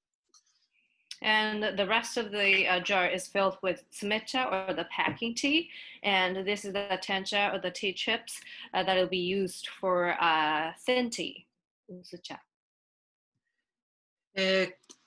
濃茶とですね、薄茶をちょっとご存知がない方がいらっしゃるとですね、イメージが湧きづらいと思うんで、お写真ご用意しましたが、こちらが濃茶、こちらが薄茶なんですが、一番の違いはですね、使う茶葉の量でして、濃茶はですね、1人前4グラム、薄茶は1人前2グラム使いまして、倍違うんですね。それによってですね、お茶の濃度が全然違いまして、一般的に皆様がお抹茶お抹茶とかって言って普段飲むのはもちろん薄茶です。さらっとした。ただそれを倍の濃度にした、ドロッとしたお茶がですね、濃茶ということです。So for those of you who are not familiar with tea, koicha is on the left, which means literally means thick tea, and on the right is usucha or the thin tea. And what the difference is the amount of the tea powder, matcha powder that is used for koicha or the thick tea, 4 grams per serving, and usucha or thin tea, it's 2 grams per serving. So it's double the amount of tea matcha is used for koicha, and therefore the consistency is very thick. And the regular when we talk about tea or drinking matcha, almost definitely you're thinking about usucha or the thin tea. で、濃茶とですね、薄茶はですね、要は濃度が違うことによってですね、味の感じ方が全然違いまして、薄茶はですね、さらっとしてますが、濃茶はもう茶葉の味そのものがしてくるんで、よほどいい茶葉でないとですね、もう苦味があるとですね、飲めません。And because Koicha uses so much tea powder, the matcha tea powder, you have to use a premium quality, top quality matcha tea powder. Otherwise, if it's too bitter, because it uses so much, you wouldn't be able to drink it. ですので、先ほどお見せした通りですね、濃茶用の茶葉は分類してきちんとですね、袋に収めて、周りに入れたですね、薄茶用の裸の天茶とは絶対混じらないように保管されます。And that's why the tencha for koicha, the tea leaves for koicha or the thick tea, is put into the paper envelope so that it doesn't mix with the rest of the tea leaves that is meant for usucha or the thin tea. はい。でですね、今日はちょっとですね、実際にですね、その、反対をですね、お見せしようと思うんですが、こういった感じのものです。And this is what the hantai or the paper envelope looks like. 高さはどのぐらいでしょう？本当に10センチぐらいですかね。このぐらいの手に収まるコンパクトなものです。Maybe the height is about 10 centimeter. It fits in the palm. はい。これがですね、茶壺に収められている、重要なメインの茶葉ということなんですが、ちょっとこれをですね、ご説明いたしますね。Okay, so here's the explanation of what hantai means. 茶袋、この紙で作られた茶袋はですね、もともと20斤、ごめんなさい、20文目という単位で、重さを表す単位ですけれども、約ですね、75グラムというのがもともとの袋のサイズです。So originally, the tea paper bag would hold 75 grams of tea, and in Japanese old measurements, it was worth 20 momme, momme being the unit. ただですね、16世紀に入った安土桃山時代、利休がいる頃ですけれども、になってですね、容量をですね、半分に減らして、袋のサイズを小さくしたですね、10問目を37グラム入る、ものが作られます。で、元のサイズの半分ということで、半分の袋と書いて反対という名がついています。And during the 16th century in Azuchi Momoyama period, the half of 20, so 10 momme of bag, so literally meaning half the bag, hantai means half the bag, of 37 grams of bag was created and became the standard. ちなみにですね、濃茶はですね、1人前1問目です。So one serving of koicha or the thick tea is one momme or the 3.7 gram. ですからこの一つの反対でですね、10問目入ってますので、10人前10回分、濃茶が作れるということですね。So since one hantai has 10 momme of tea tenja, it can serve 10 servings of koicha or the thick tea in one hantai. はい。ですからこう普通の茶壺にですね、反対は今では3本ぐらい入れますけども、昔の茶会期を見るとですね、7本8本ぐらい入れてます。ということはですね、So, あの全部であの、まあ、50人とか7、80人、7、80人分が飲めるような濃い茶が、茶壺の中に詰まっていたという感じでしょうか。so nowadays, one tea jar has maybe 3 bags of this, but in the old times, it would have probably 7 to 8 bags of this in the tea jars. So that's around worth 80 servings of thick tea. でですね、ちょっと豆知識的になってしまうんですけれども、今でもですね、日本の、お茶屋さんなんかに行くとですね、抹茶を買おうと思ったら、基本的に缶に入ってますけども、だいたい 40g とか 80g とか、こういう刻みなんですよ。これは、この時のですね、反対の 40g、80g というですね、この10問目、20問目刻みのですね、名残です。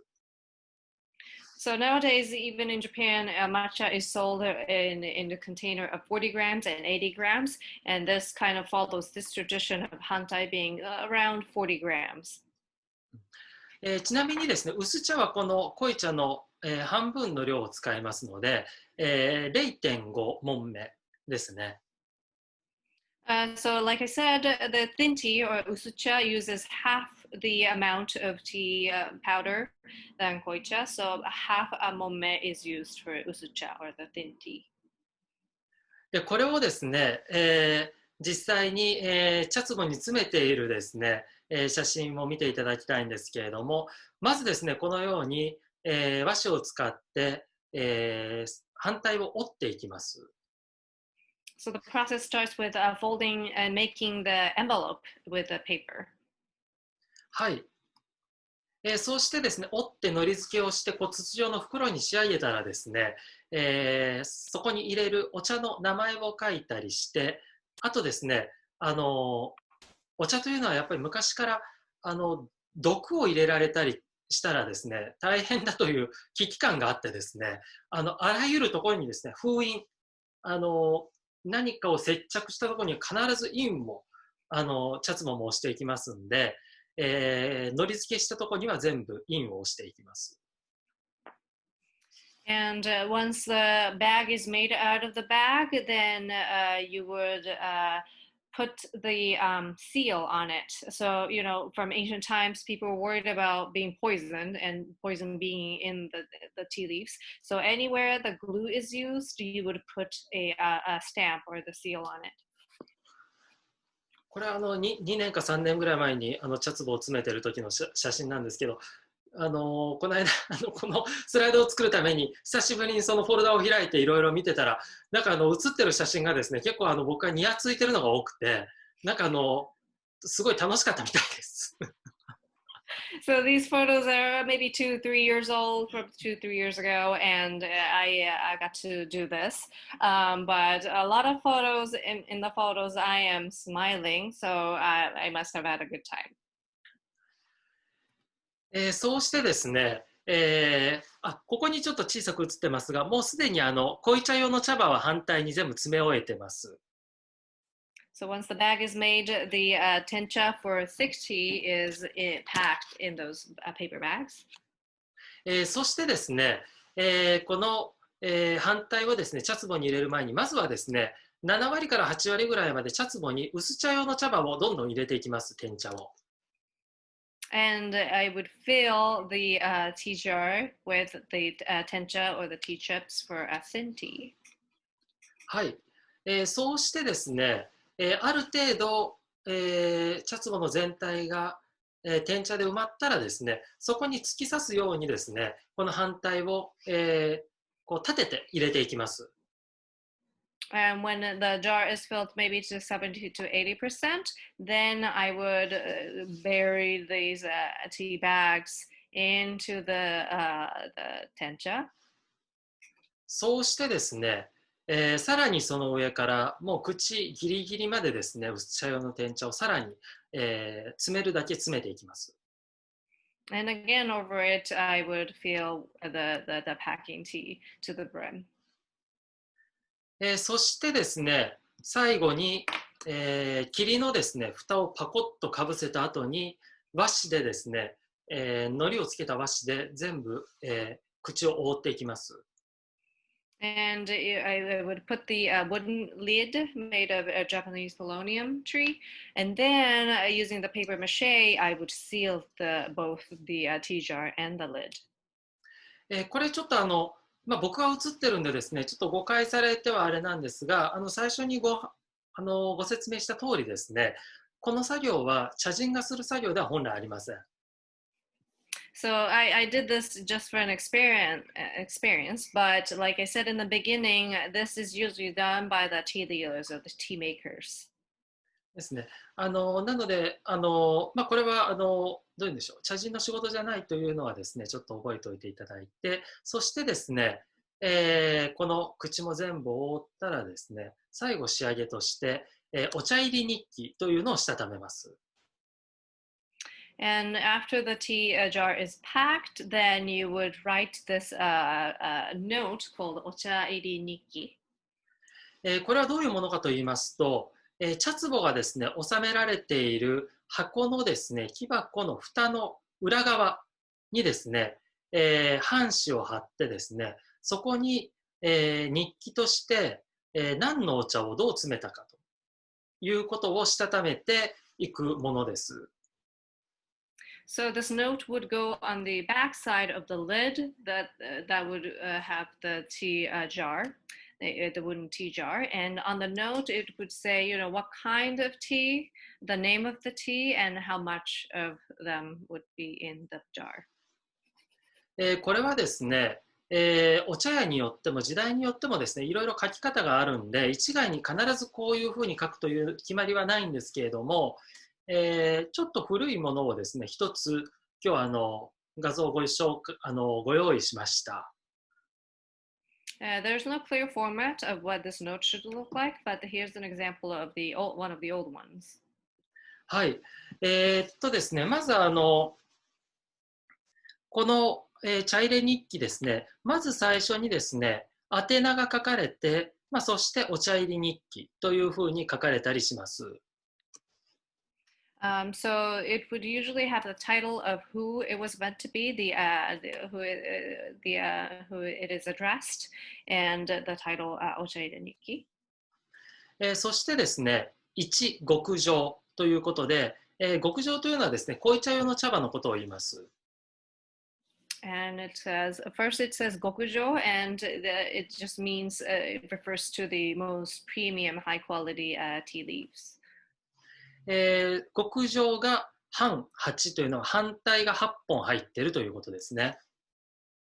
And it says hanhachi, meaning 8 bags of hantai of the gokujo tea is in it. はい。そしてその横にですね、内と書いて内訳が書かれてまして、反対8本に対してそれぞれ1本ずつどういうお茶を入れてるか、つまり同じお茶を入れる場合もあればですね、いろんな種類を1本ずつ分けて入れてることもあるわけですね。で、ここを見ると、初昔、後昔、で、一文字の白、花の白、胃の、これちょっと、胃の昔、ここに書いて、胃の、ちょっとこれ読めませんけども、とにかく5種類入っているということですね。So then there's a breakdown of what those 8 bags contain, and there are different kinds of gokujo tea in 8 bags, and 2 of them are hatsumukashi, and 1 of them is atomukashi, 2 of them ichimonji no shiro, 2 of them hana no shiro, and the last one is kind of difficult to make out, but it probably says ino これ胃のmukashi. ごめんなさい。これ胃の昔ですね。で、昔がひらがななんですよ。で、また話脱線するんですが、この初昔、後昔の昔は漢字で書かれてますけれども、この胃の昔の昔、ひらがなです。これはですね、初昔が一番上等なお茶で、上等な順に書いてますんで、初昔、後昔ほどじゃないっていうことでですね、ひらがなで書かれた昔の、文字の名の茶はですね、ちょっとランクを劣るということになります。So these names are listed in the order of the sort of the ranks, and Hatsumukashi being the highest rank. And in Hatsumukashi and Antomukashi, those both Mukashi is written in kanji characters, and the last one has Mukashi in it, but in Mukashi, the Mukashi is written with hiragana letters, and that is, even though it's the same letters, one is in kanji character, one is in hiragana character, and kanji probably being more showing the higher rank, hiragana being sort of a lesser. はい。でですね、初昔、後昔がメインのお茶になりますんで、このメインのものに関してはですね、下に、3月15日済み、3月16日済みと積んだ日付が書いてあります。And in this 8 bags, Hatsumukashi and Atomukashi are the main, the most high quality teas. And because of that, they have the date of when it was harvested, and it's B's March 15th and March 16th. で、これはですね、当然旧暦の日付ですので、今に置き換えるとですね、1ヶ月から1ヶ月半ぐらいずらさないとちょっといけないんですが、場合によってはですね、明らかに早い日付があるんです。で、これはですね、一説で言われるのはですね、本当に積んだ人は限らないというふうに言われます。So the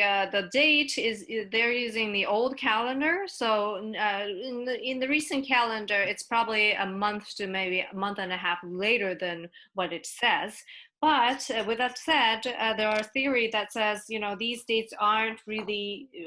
it doesn't reflect the actual harvesting timing. はい。でですね、最後に2とか1とか数字が書かれてますが、それが2本反対が入っているとか1本反対が入っていると。これを全部合計すると半8になるということですね。And on the bottom it says 2 and 1, and when you tally it up, then it becomes 8. はい。で、その隣にですね、別木揃えというですね、ベチギソリ、ベチギソソリ、ベチギソソリというですね、銘があって、これはソソリというのはですね、外したということで、避けたっていう意味でですね、要はちょっと質の悪いものを避けたということで、これが薄茶用の茶葉になります。And next says bechiki sosori, and sosori meaning removed or removing. So it just refers to the sort of the lesser rank of tea, and that is the packing tea leaves. はい。で、これがお詰めの三斤と書かれてまして、なので、反対はまあ1本2本で数えれるんですけど、もう薄茶の場合は、天茶そのまま入れますんで、重さで書かれているということですね。And the tencha for thick tea is in the bag, so you can count the bags. For the packing tea, it's just the loose tea leaves, so that's why it's referred to. It's in the weight. はい。でですね、最後にこの、お茶詰めをした日付を書いて、まあ、これであると6月吉日と書かれてますね。で、茶壺を詰めた茶師の名前と、サインとして顔が書かれるということです。And the last is the date of the packing. It says auspicious day of June, and the name of the tea maker that packed the tea jar and his signature. で、よく誤解されがちなポイントとしてはですね、よく便宜上ですね、説明するときに半年間、茶葉を5月から11月まで寝かせますと。で、茶壺に入れて寝かせますという説明をどうしてもしてしまうんで、半年間茶壺に入れっぱなしだと思われがちなんですが、この日付を見ていただいてもですね、旧暦の6月ですので、吉日なんで曜日が日付まで分かりませんが、新暦の今の暦だと、7月の半ばとか場合によって8月になる可能性があります。で、この茶壺の茶入り日記も見ていただきたいんですが、これ7月になってます。要はですね、5月に摘み取ったからといって、5月中に茶壺に詰めたりすることはないんです。So a lot of misunderstanding happens when we, because of the convenience, we say, for 6 months the tea is, matured from May to November until the Kuchikiri ceremony happens, May being the harvesting time for tea. But in reality, when you look at this note, it says June, and since it uses the old calendar, in current days, it's more of a July, late July, maybe early August. So it doesn't mean that once the tea is harvested in May, it's packed in the tea jars right away. It needs to be processed, and then it's packed. はい。ということでですね、実際は、夏が始まる前ぐらいまでにですね、実際の製茶作業ですね、転茶化して、そしてブレンドと言われて、いろんな転茶をブレンドしてですね、ミックスして味を調整していく作業があるんですが、その合組作業なんかを終えてですね、夏の暑くなる前までには茶壺に詰めていくということが、実際の現場です。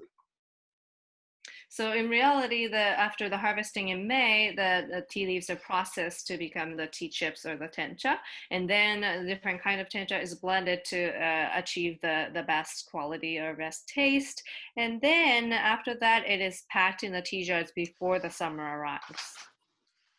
はい。ではですね、実際にじゃあ詰めたらどうなるかというと、いよいよですね、保管をしないといけません。で、この保管がですね、ものすごく重要になってくるわけです。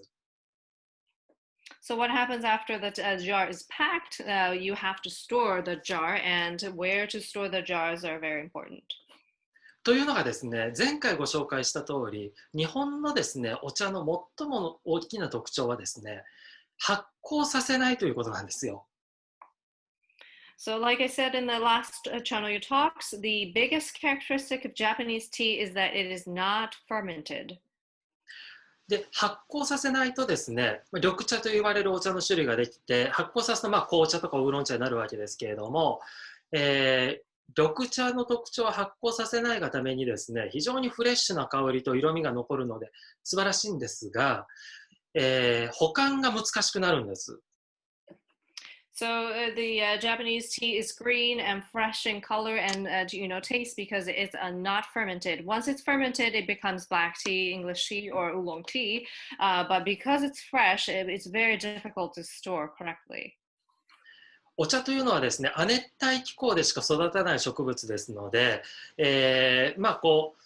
る程度気温が高くて、そして湿度もあるような場所じゃないといけないんですけれども、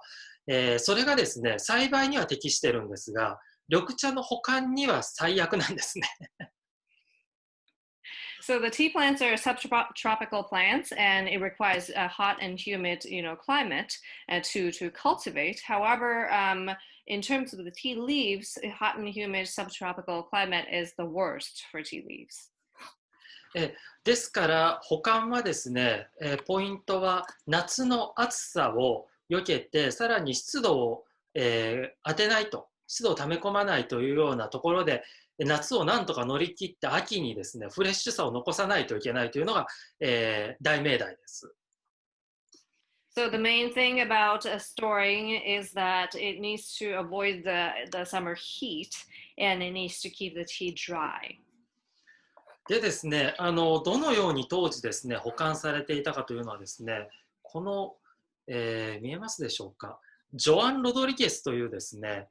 ポルトガルの宣教師がですね、書いた日本教会史という本がありまして、もう自分の力で立つぐらい分厚いんですけれども、これに詳しく載ってます。So this is the book written by Joao Rodriguez called History of the Church in Japan. Rodriguez was a missionary from Portuguese, and he wrote a book on Japan. Wow. はい。で、彼がですね、本国に送る書簡でですね、いろいろ報告してるわけなんですが、そこにですね、ものすごくお茶のことが詳しく書かれてまして、今回僕もですね、ちょっとこういろいろ、改めて読み返したんですけれども、まずですね、彼曰く、保管はですね、高い山の上がベストだということが書いてます。So he wrote the reports back to Portugal to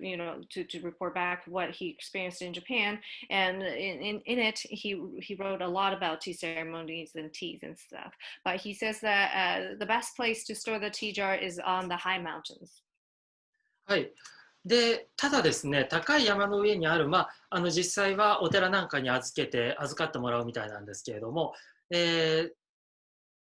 すごいですね。結構生々しく書いてるんですが、そういうことをするとですね、山の賃貸料を払う必要があるらしいんですよ。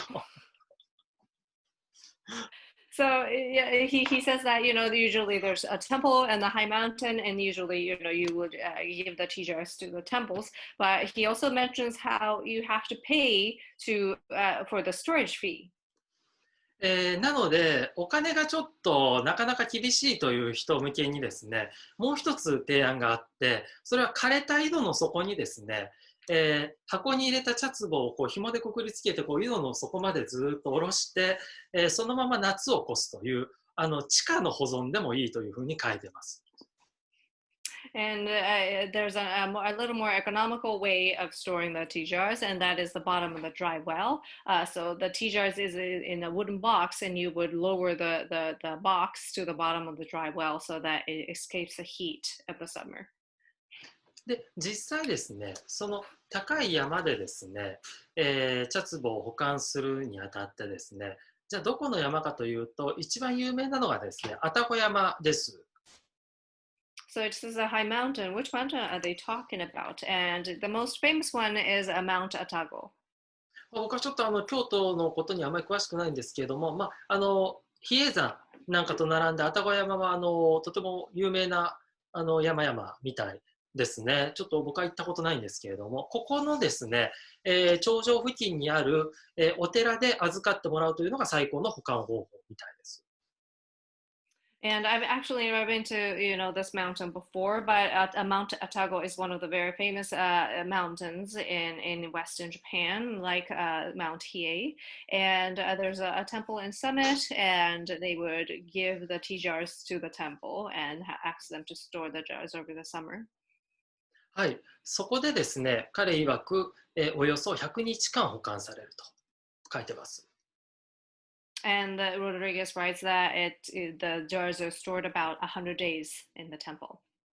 ですから、月に直すと3ヶ月ちょっとですよね。ですから、やはりもうこの時からですね、実際に茶壺に詰めるのは、7月とか、いう時期だと思います。で、8、9、10ぐらいの3ヶ月保管すると。こういう日程ですね。So it's a little over 3 months, right? So considering that, I think the tea jar packing happened somewhere around in July, and the month of August, September, and October, those are the summer months, and the jars were stored up in the temple in the mountains for those 3 months.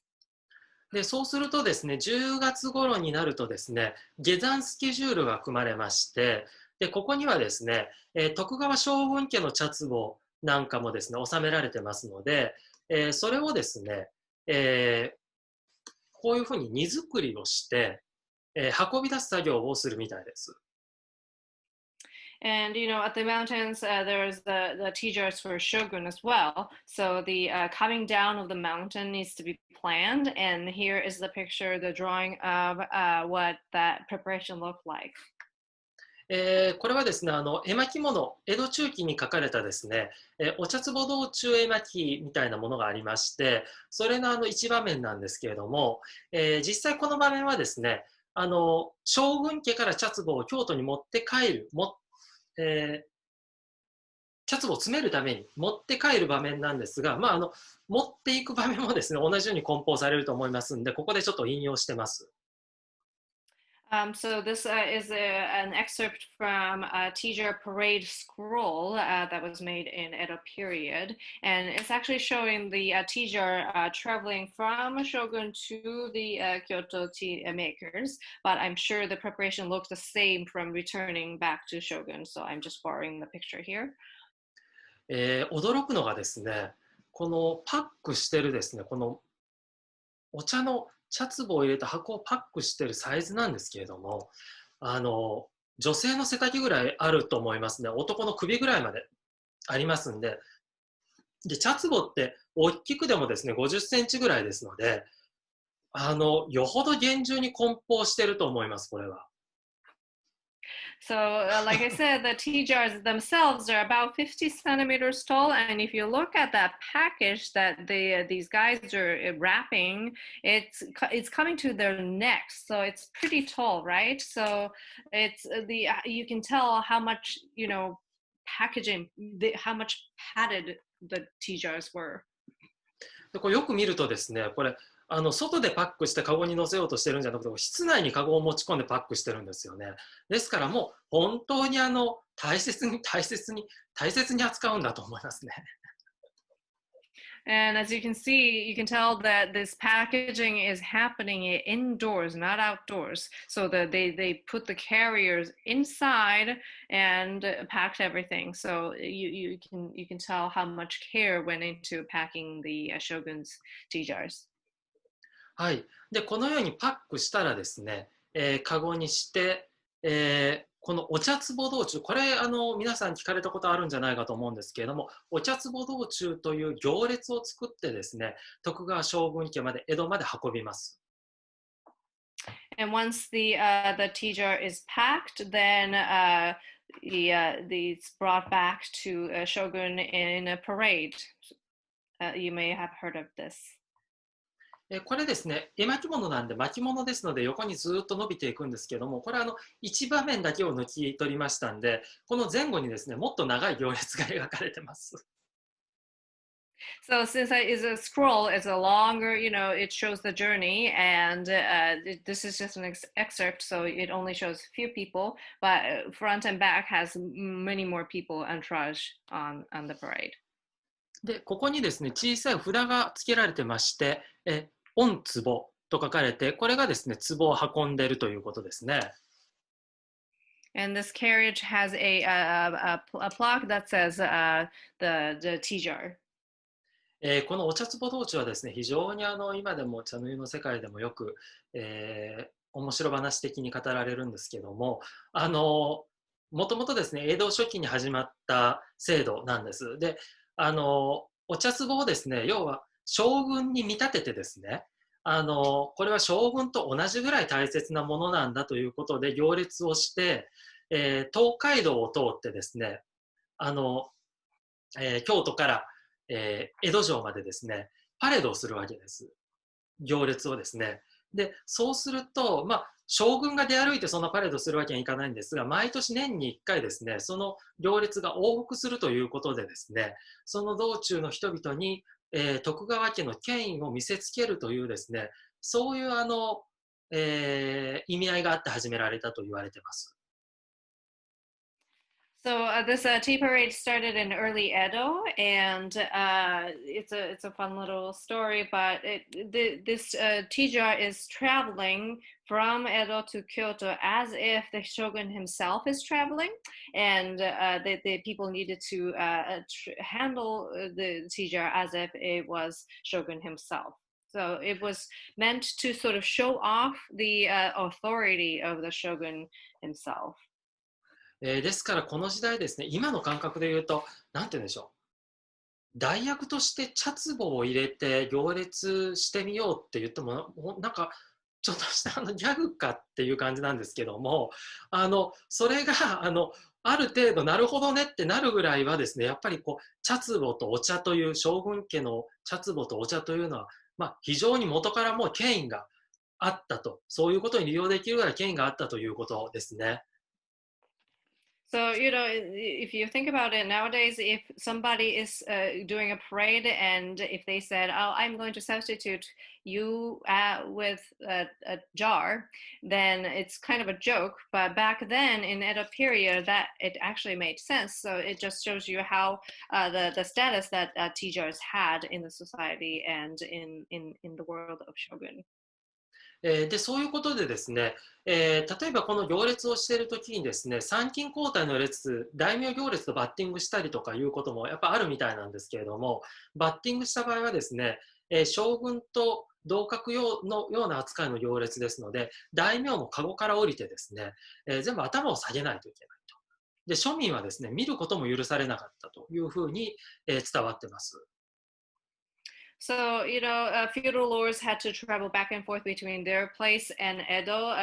several times a year. And if the feudal lords entourage comes across a tea jar parade of shogun, then feudal lords also had to get off of the carriage and bow to the tea jar because tea jar is the shogun. And the commoners weren't even allowed to look at the parade. はい、というですね、非常にその格が、あった、お茶壺とこの、将軍家のお茶なんですけれども、こういう列をなしてですね、多分時期的にはちょうど今ぐらいにずっと移動している時期だと思いますね。こう移動してですね、いよいよ将軍家に到着しますということですね。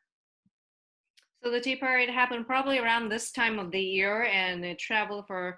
several days, and it would arrive to Edo Castle. はい。で、江戸に着いたらですね、その将軍家の茶壺がですね、口を切られて茶葉が取り出されます。And the Kuchikiri ceremony happens at the Edo Castle, and then they get to enjoy the tea, the fresh tea. で、それがですね、またこのロドリゲスの本の中でですね、一つ出てくる面白いのがですね、この天下人の、茶壺の、茶壺がですね、きちんとお城まで運ばれて受け取りを確認するまではですね、他の茶壺は、誰も受け取れないというルールがあったみたいで、それはですね、ロドリゲスが書いてるのはですね、これは、パブリックなルールではなくって、もう暗黙の了解でみんな分かってるから絶対にそうしないことなんだと書いてます。And Rodriguez writes that there was this unspoken rule that until the shogun receives his new tea jar that has new tea in it, nobody else were able to receive the tea jars from the tea makers from Kyoto. ですから、徳川将軍家がですね、口切りをするまでは、全国ですね、その、口切りのお茶は解禁にならなかったということですね。So until the shogun and the house of shogun does the Kuchikiri ceremony, and nobody else in Japan were allowed to do that event. で、そういうのでですね、到着したらですね、これが臼で引かれて、これはですね、この巻物、正月の元日の様子と、で、大福茶のお茶を、飲んでいる図っていうことが書かれてますんで、ちょっとタイミングがずれた場面を描いているみたいですけれども、実際もですね、このように、大名が集まってですね、家臣が集まって、お茶を飲んで、盛大にパーティーをしたということのようです。And this picture actually shows it's dated November 1st, so it's more of a New Year's celebration picture. But like this, all the retainers and vassals and feudal lords were gathered to Edo Castle, and they would enjoy the new matcha tea after the Kuchikiri ceremony.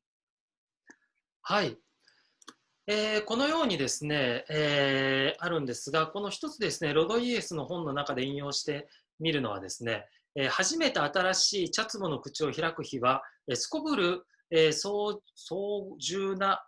祝宴を行い、手を打つ。その宴会は敬意を表すためになされるのであって、長い馴染みの客人、またその土地の有力者に対して行われるというふうに書かれています。And here's what Joel Rodriguez wrote in the History of Church in Japan about Kuchikiri event, a ceremony. On the day of the opening of the tea jar, quite a solemn ceremony and feast is conducted. The tea master shows his reverence through such a ceremony and invites close friends and associates, as well as the most influential people of the region. ですのでですね、やはりこのロドリゲスの口切りの説明なんかを読んでいてもですね、やっぱりもう今はもう口切りをやるって言ってもですね、やることもほとんどないですが、やるにしても、お稽古の延長線上みたいな感じで、もう茶壺にお茶も詰めずにですね、一応中に入っているということで、パフォーマンスだけやってみるとか、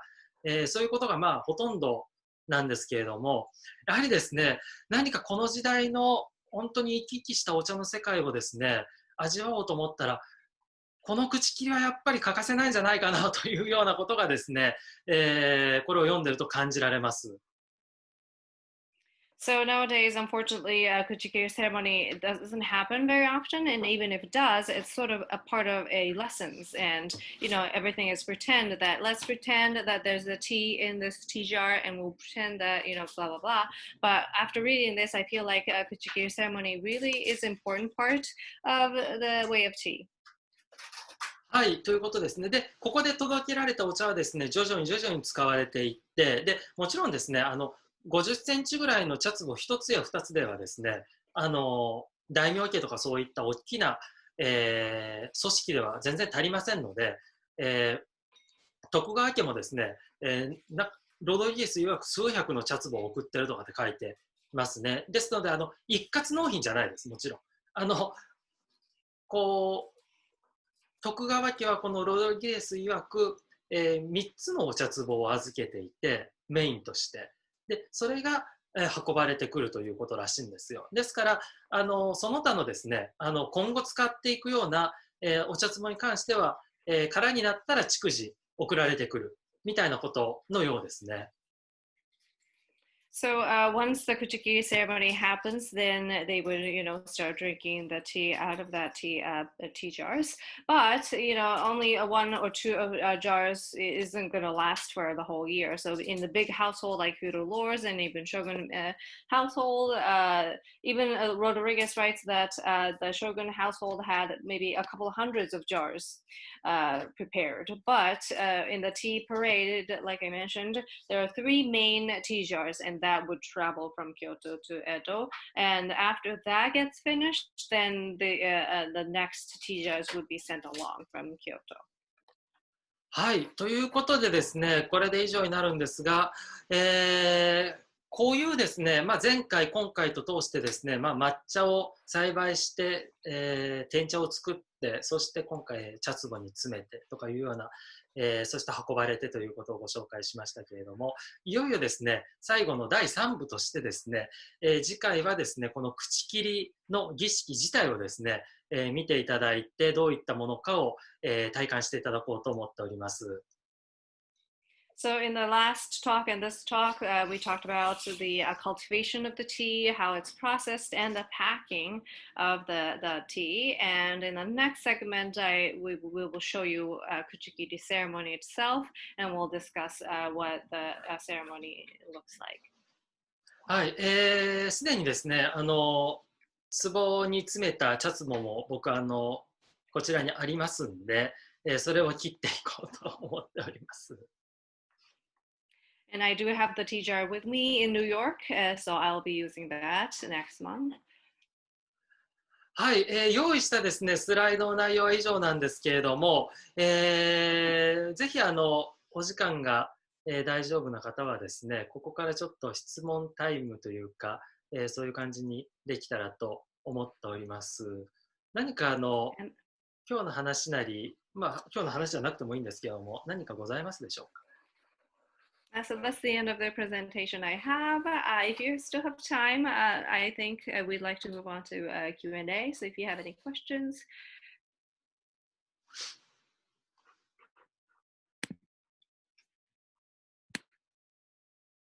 直接ですね、音声だけ、画面を表示されなくても音声だけでも、よろしいですし、あとチャットの方に書き込んでいただいても、どちらでも結構です。You can type in chat or you can unmute yourself and speak up as well.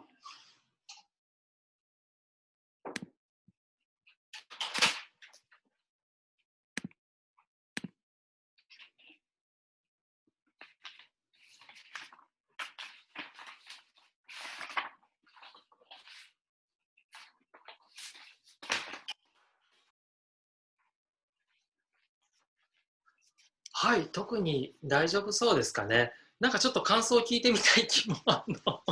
しますが、あ、ありがとうございます。美奈子様、ありがとうございます。茶壺と天茶についてこんなに深くお聞きできたのは初めてで非常に勉強になりました。ありがとうございます。現在、茶壺に、天茶を詰めて実際に口切り用に用意するとおいくらぐらいかかるのか気になりました。なるほど。ですね。ちょっとじゃあ、ともこさん、一回訳していただいていいですか、今の質問を。すいません。So the question is, how much does it cost to pack the tea jar? はい、ですね、これはまず非常にちょっといくらですとパッと回答するのが難しいのはですね、まず茶壺の大きさ様々であるということと、あとどのぐらいのクオリティのものを詰めるかということが影響してきます。So it's really difficult to answer the question because it really depends on the size of the tea jars and the quality of the tea that you're going to pack in it. ただですね、例えば一つの目安としてお伝えしますと、お稽古なんかで使われる茶壺がありますよね。だいたい高さが25センチぐらいの、本当両手で軽く抱えれるぐらいのサイズの茶壺がよくありますけれども、あれはですね、基本的に天茶が1キロ入ります。But as a guideline, when you're talking about a tea jar that is about 25 centimeters tall that you would use in maybe lessons, it would probably hold maybe 1 kilogram of tencha in it. で、その1キロのうちですね、まあ大体3本反対入れますんで、40かけるですね、3で120グラムぐらいは濃茶用の天茶入れます。And usually it would have 3 hantai bags in it. So that makes it 4 times 3 is 120 grams of tencha for a thick tea. 大体濃茶用の一般的な今の市販されてるですね、抹茶 40g の抹茶はですね、40g で大体3000円とか3500円ぐらいだと思います。And I would say the matcha for thick tea in store is about for 40 grams about 3,000 to 3,500 yen. はい、ですから、濃茶で、反対3本で、1万円ちょっとぐらいでしょうか。So when you're only talking about thick tea, then it's probably worth around 10,000 yen. で残り 900g が薄茶になるんですけれども、薄茶はですね大体40g、10斤がですね 10問目がですね大体1500円ぐらい、1500円2000円ぐらいですので、そうしますと、2000円として計算すると、900g だから900g を40で割るといくらになるんだろう。25セットぐらい入る。そんなもんでしょうか。大体そうですね。大体そうですよね。20ちょっとぐらいですよね。ですから、20として 20×2000、4万円ですか。ですから4万円プラス1万円の濃茶で5万円分ぐらいでしょうか。長くかかりましたが、計算に。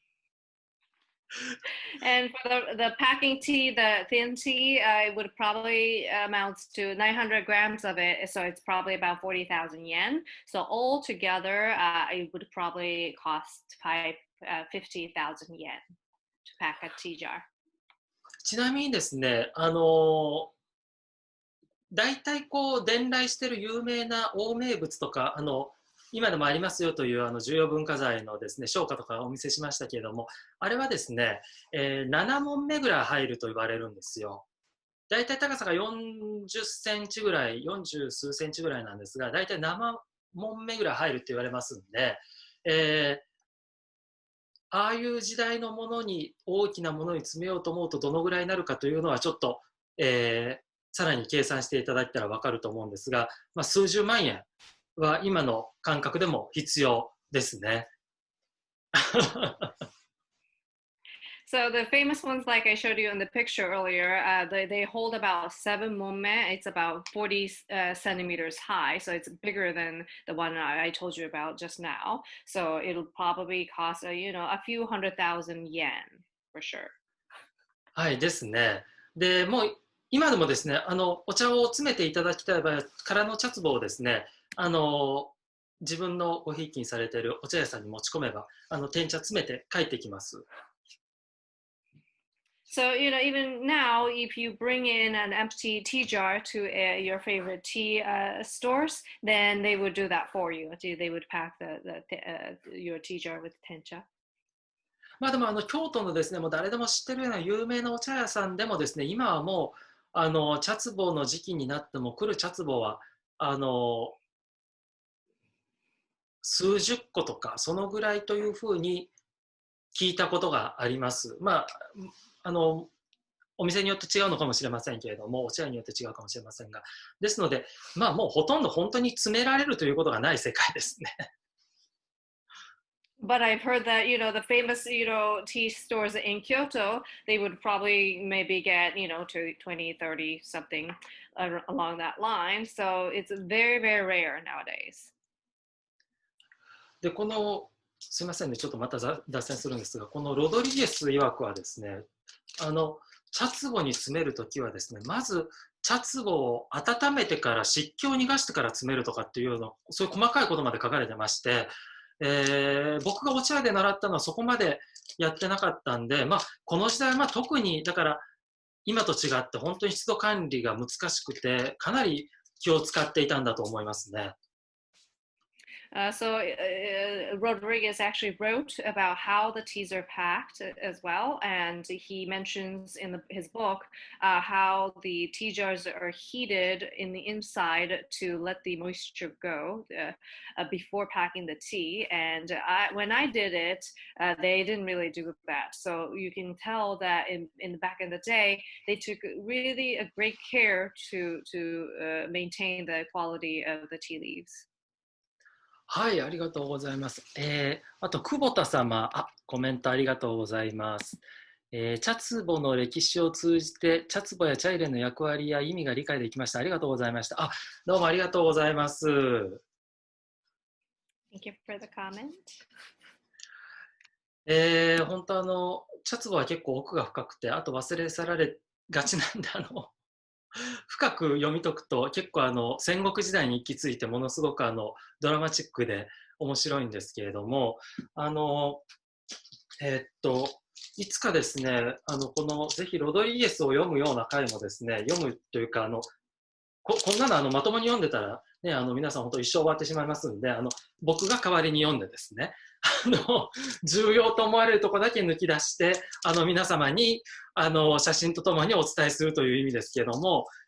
このチャンネルトークスで、特にお茶に関係がありそうなところをですね、また、お伝えする回も開いてたらいいなと、今回読んでてですね、改めて思いました。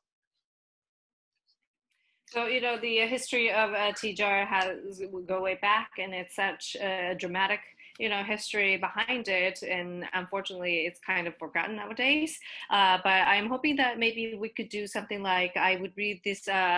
history of church in Japan, written by Rodriguez, and because he wrote so much about tea and tea ceremony. Maybe I could introduce an excerpt of that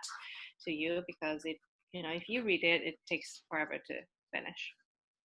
なんかこう、茶壺も、彼曰く茶壺もですね、きちんと本当に茶壺として認められた一級のものは1年経った後にも、その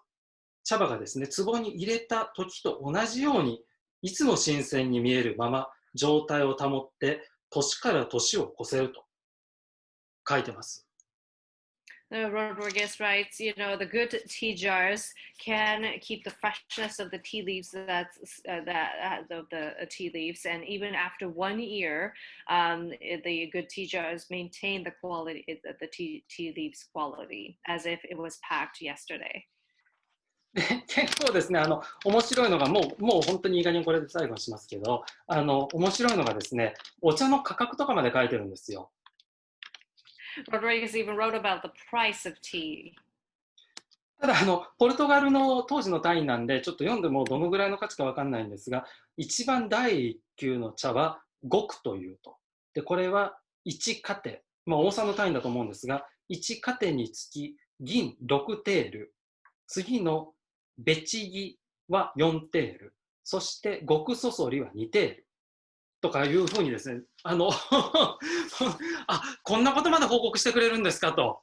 これ宣教師は本当大変だなっていう感じなんですが、もうありありとですね、本当にその場に庶民の一員としてこう自分がいるんじゃないかっていうぐらいですね、すごくリアリティあふれる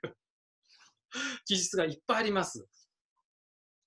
So Rodriguez even wrote about how much the tea costs, and he lists the menu of what the grade of the tea and how much it is per gram and stuff. But unfortunately, it's written in the Portuguese units, so I'm not exactly sure what equivalents to. But his writing is so in detail that it's very realistic, and it feels like reading it makes you as if you're living in that era. はい、ということで、ロドリギスの勉強会も楽しみにしています。ありがとうございます。めぐみ様、ありがとうございます。はい、ということで、これで、では皆さん大丈夫そうでしたらおしまいにしたいと思います。I hope that concludes this Chanoyu talks, and I hope you had fun. はい、では皆さん、今日もですね、日本の皆さんは、朝早くから、そしてニューヨークの皆さんは夜遅くまで、いろいろ、どうもありがとうございます。はい、美奈子様もありがとうございます。はい、どうも、ありがとうございます。はい、ぜひですね、皆様も顔を出してもいいよという方がいらっしゃいましたら、ぜひ次回からはですね、ちょっと背景気をつけていただいて、どうもありがとうございます、皆さん。こんな4名も顔を見てお話ししたのは、もうどれぐらいぶりでしょうか、このチャンネルトークスで。どうも本当に一人も表示されないと、もうだんだん本当にネットがつながってるんだろうかっていうぐらいまで心配もあってですね。どうもありがとうございます。どうもありがとうございます、皆さん。でも本当にですね、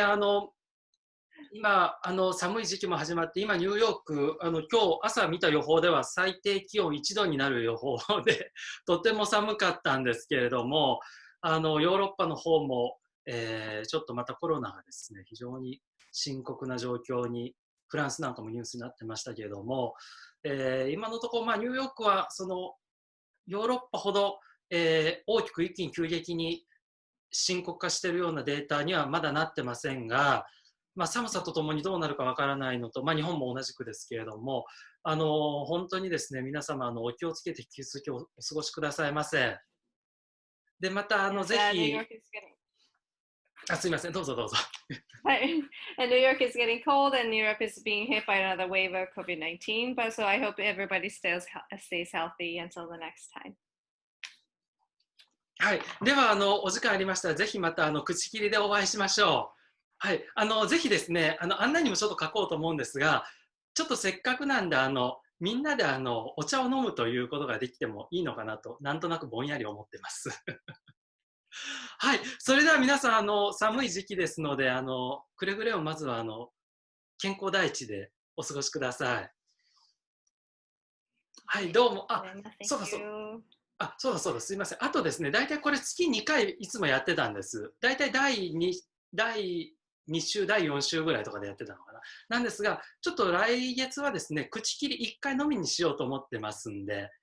はい。ということで皆さんどうもありがとうございました。Thank you very much. Hope to see you at Kuchikiri ceremony next month.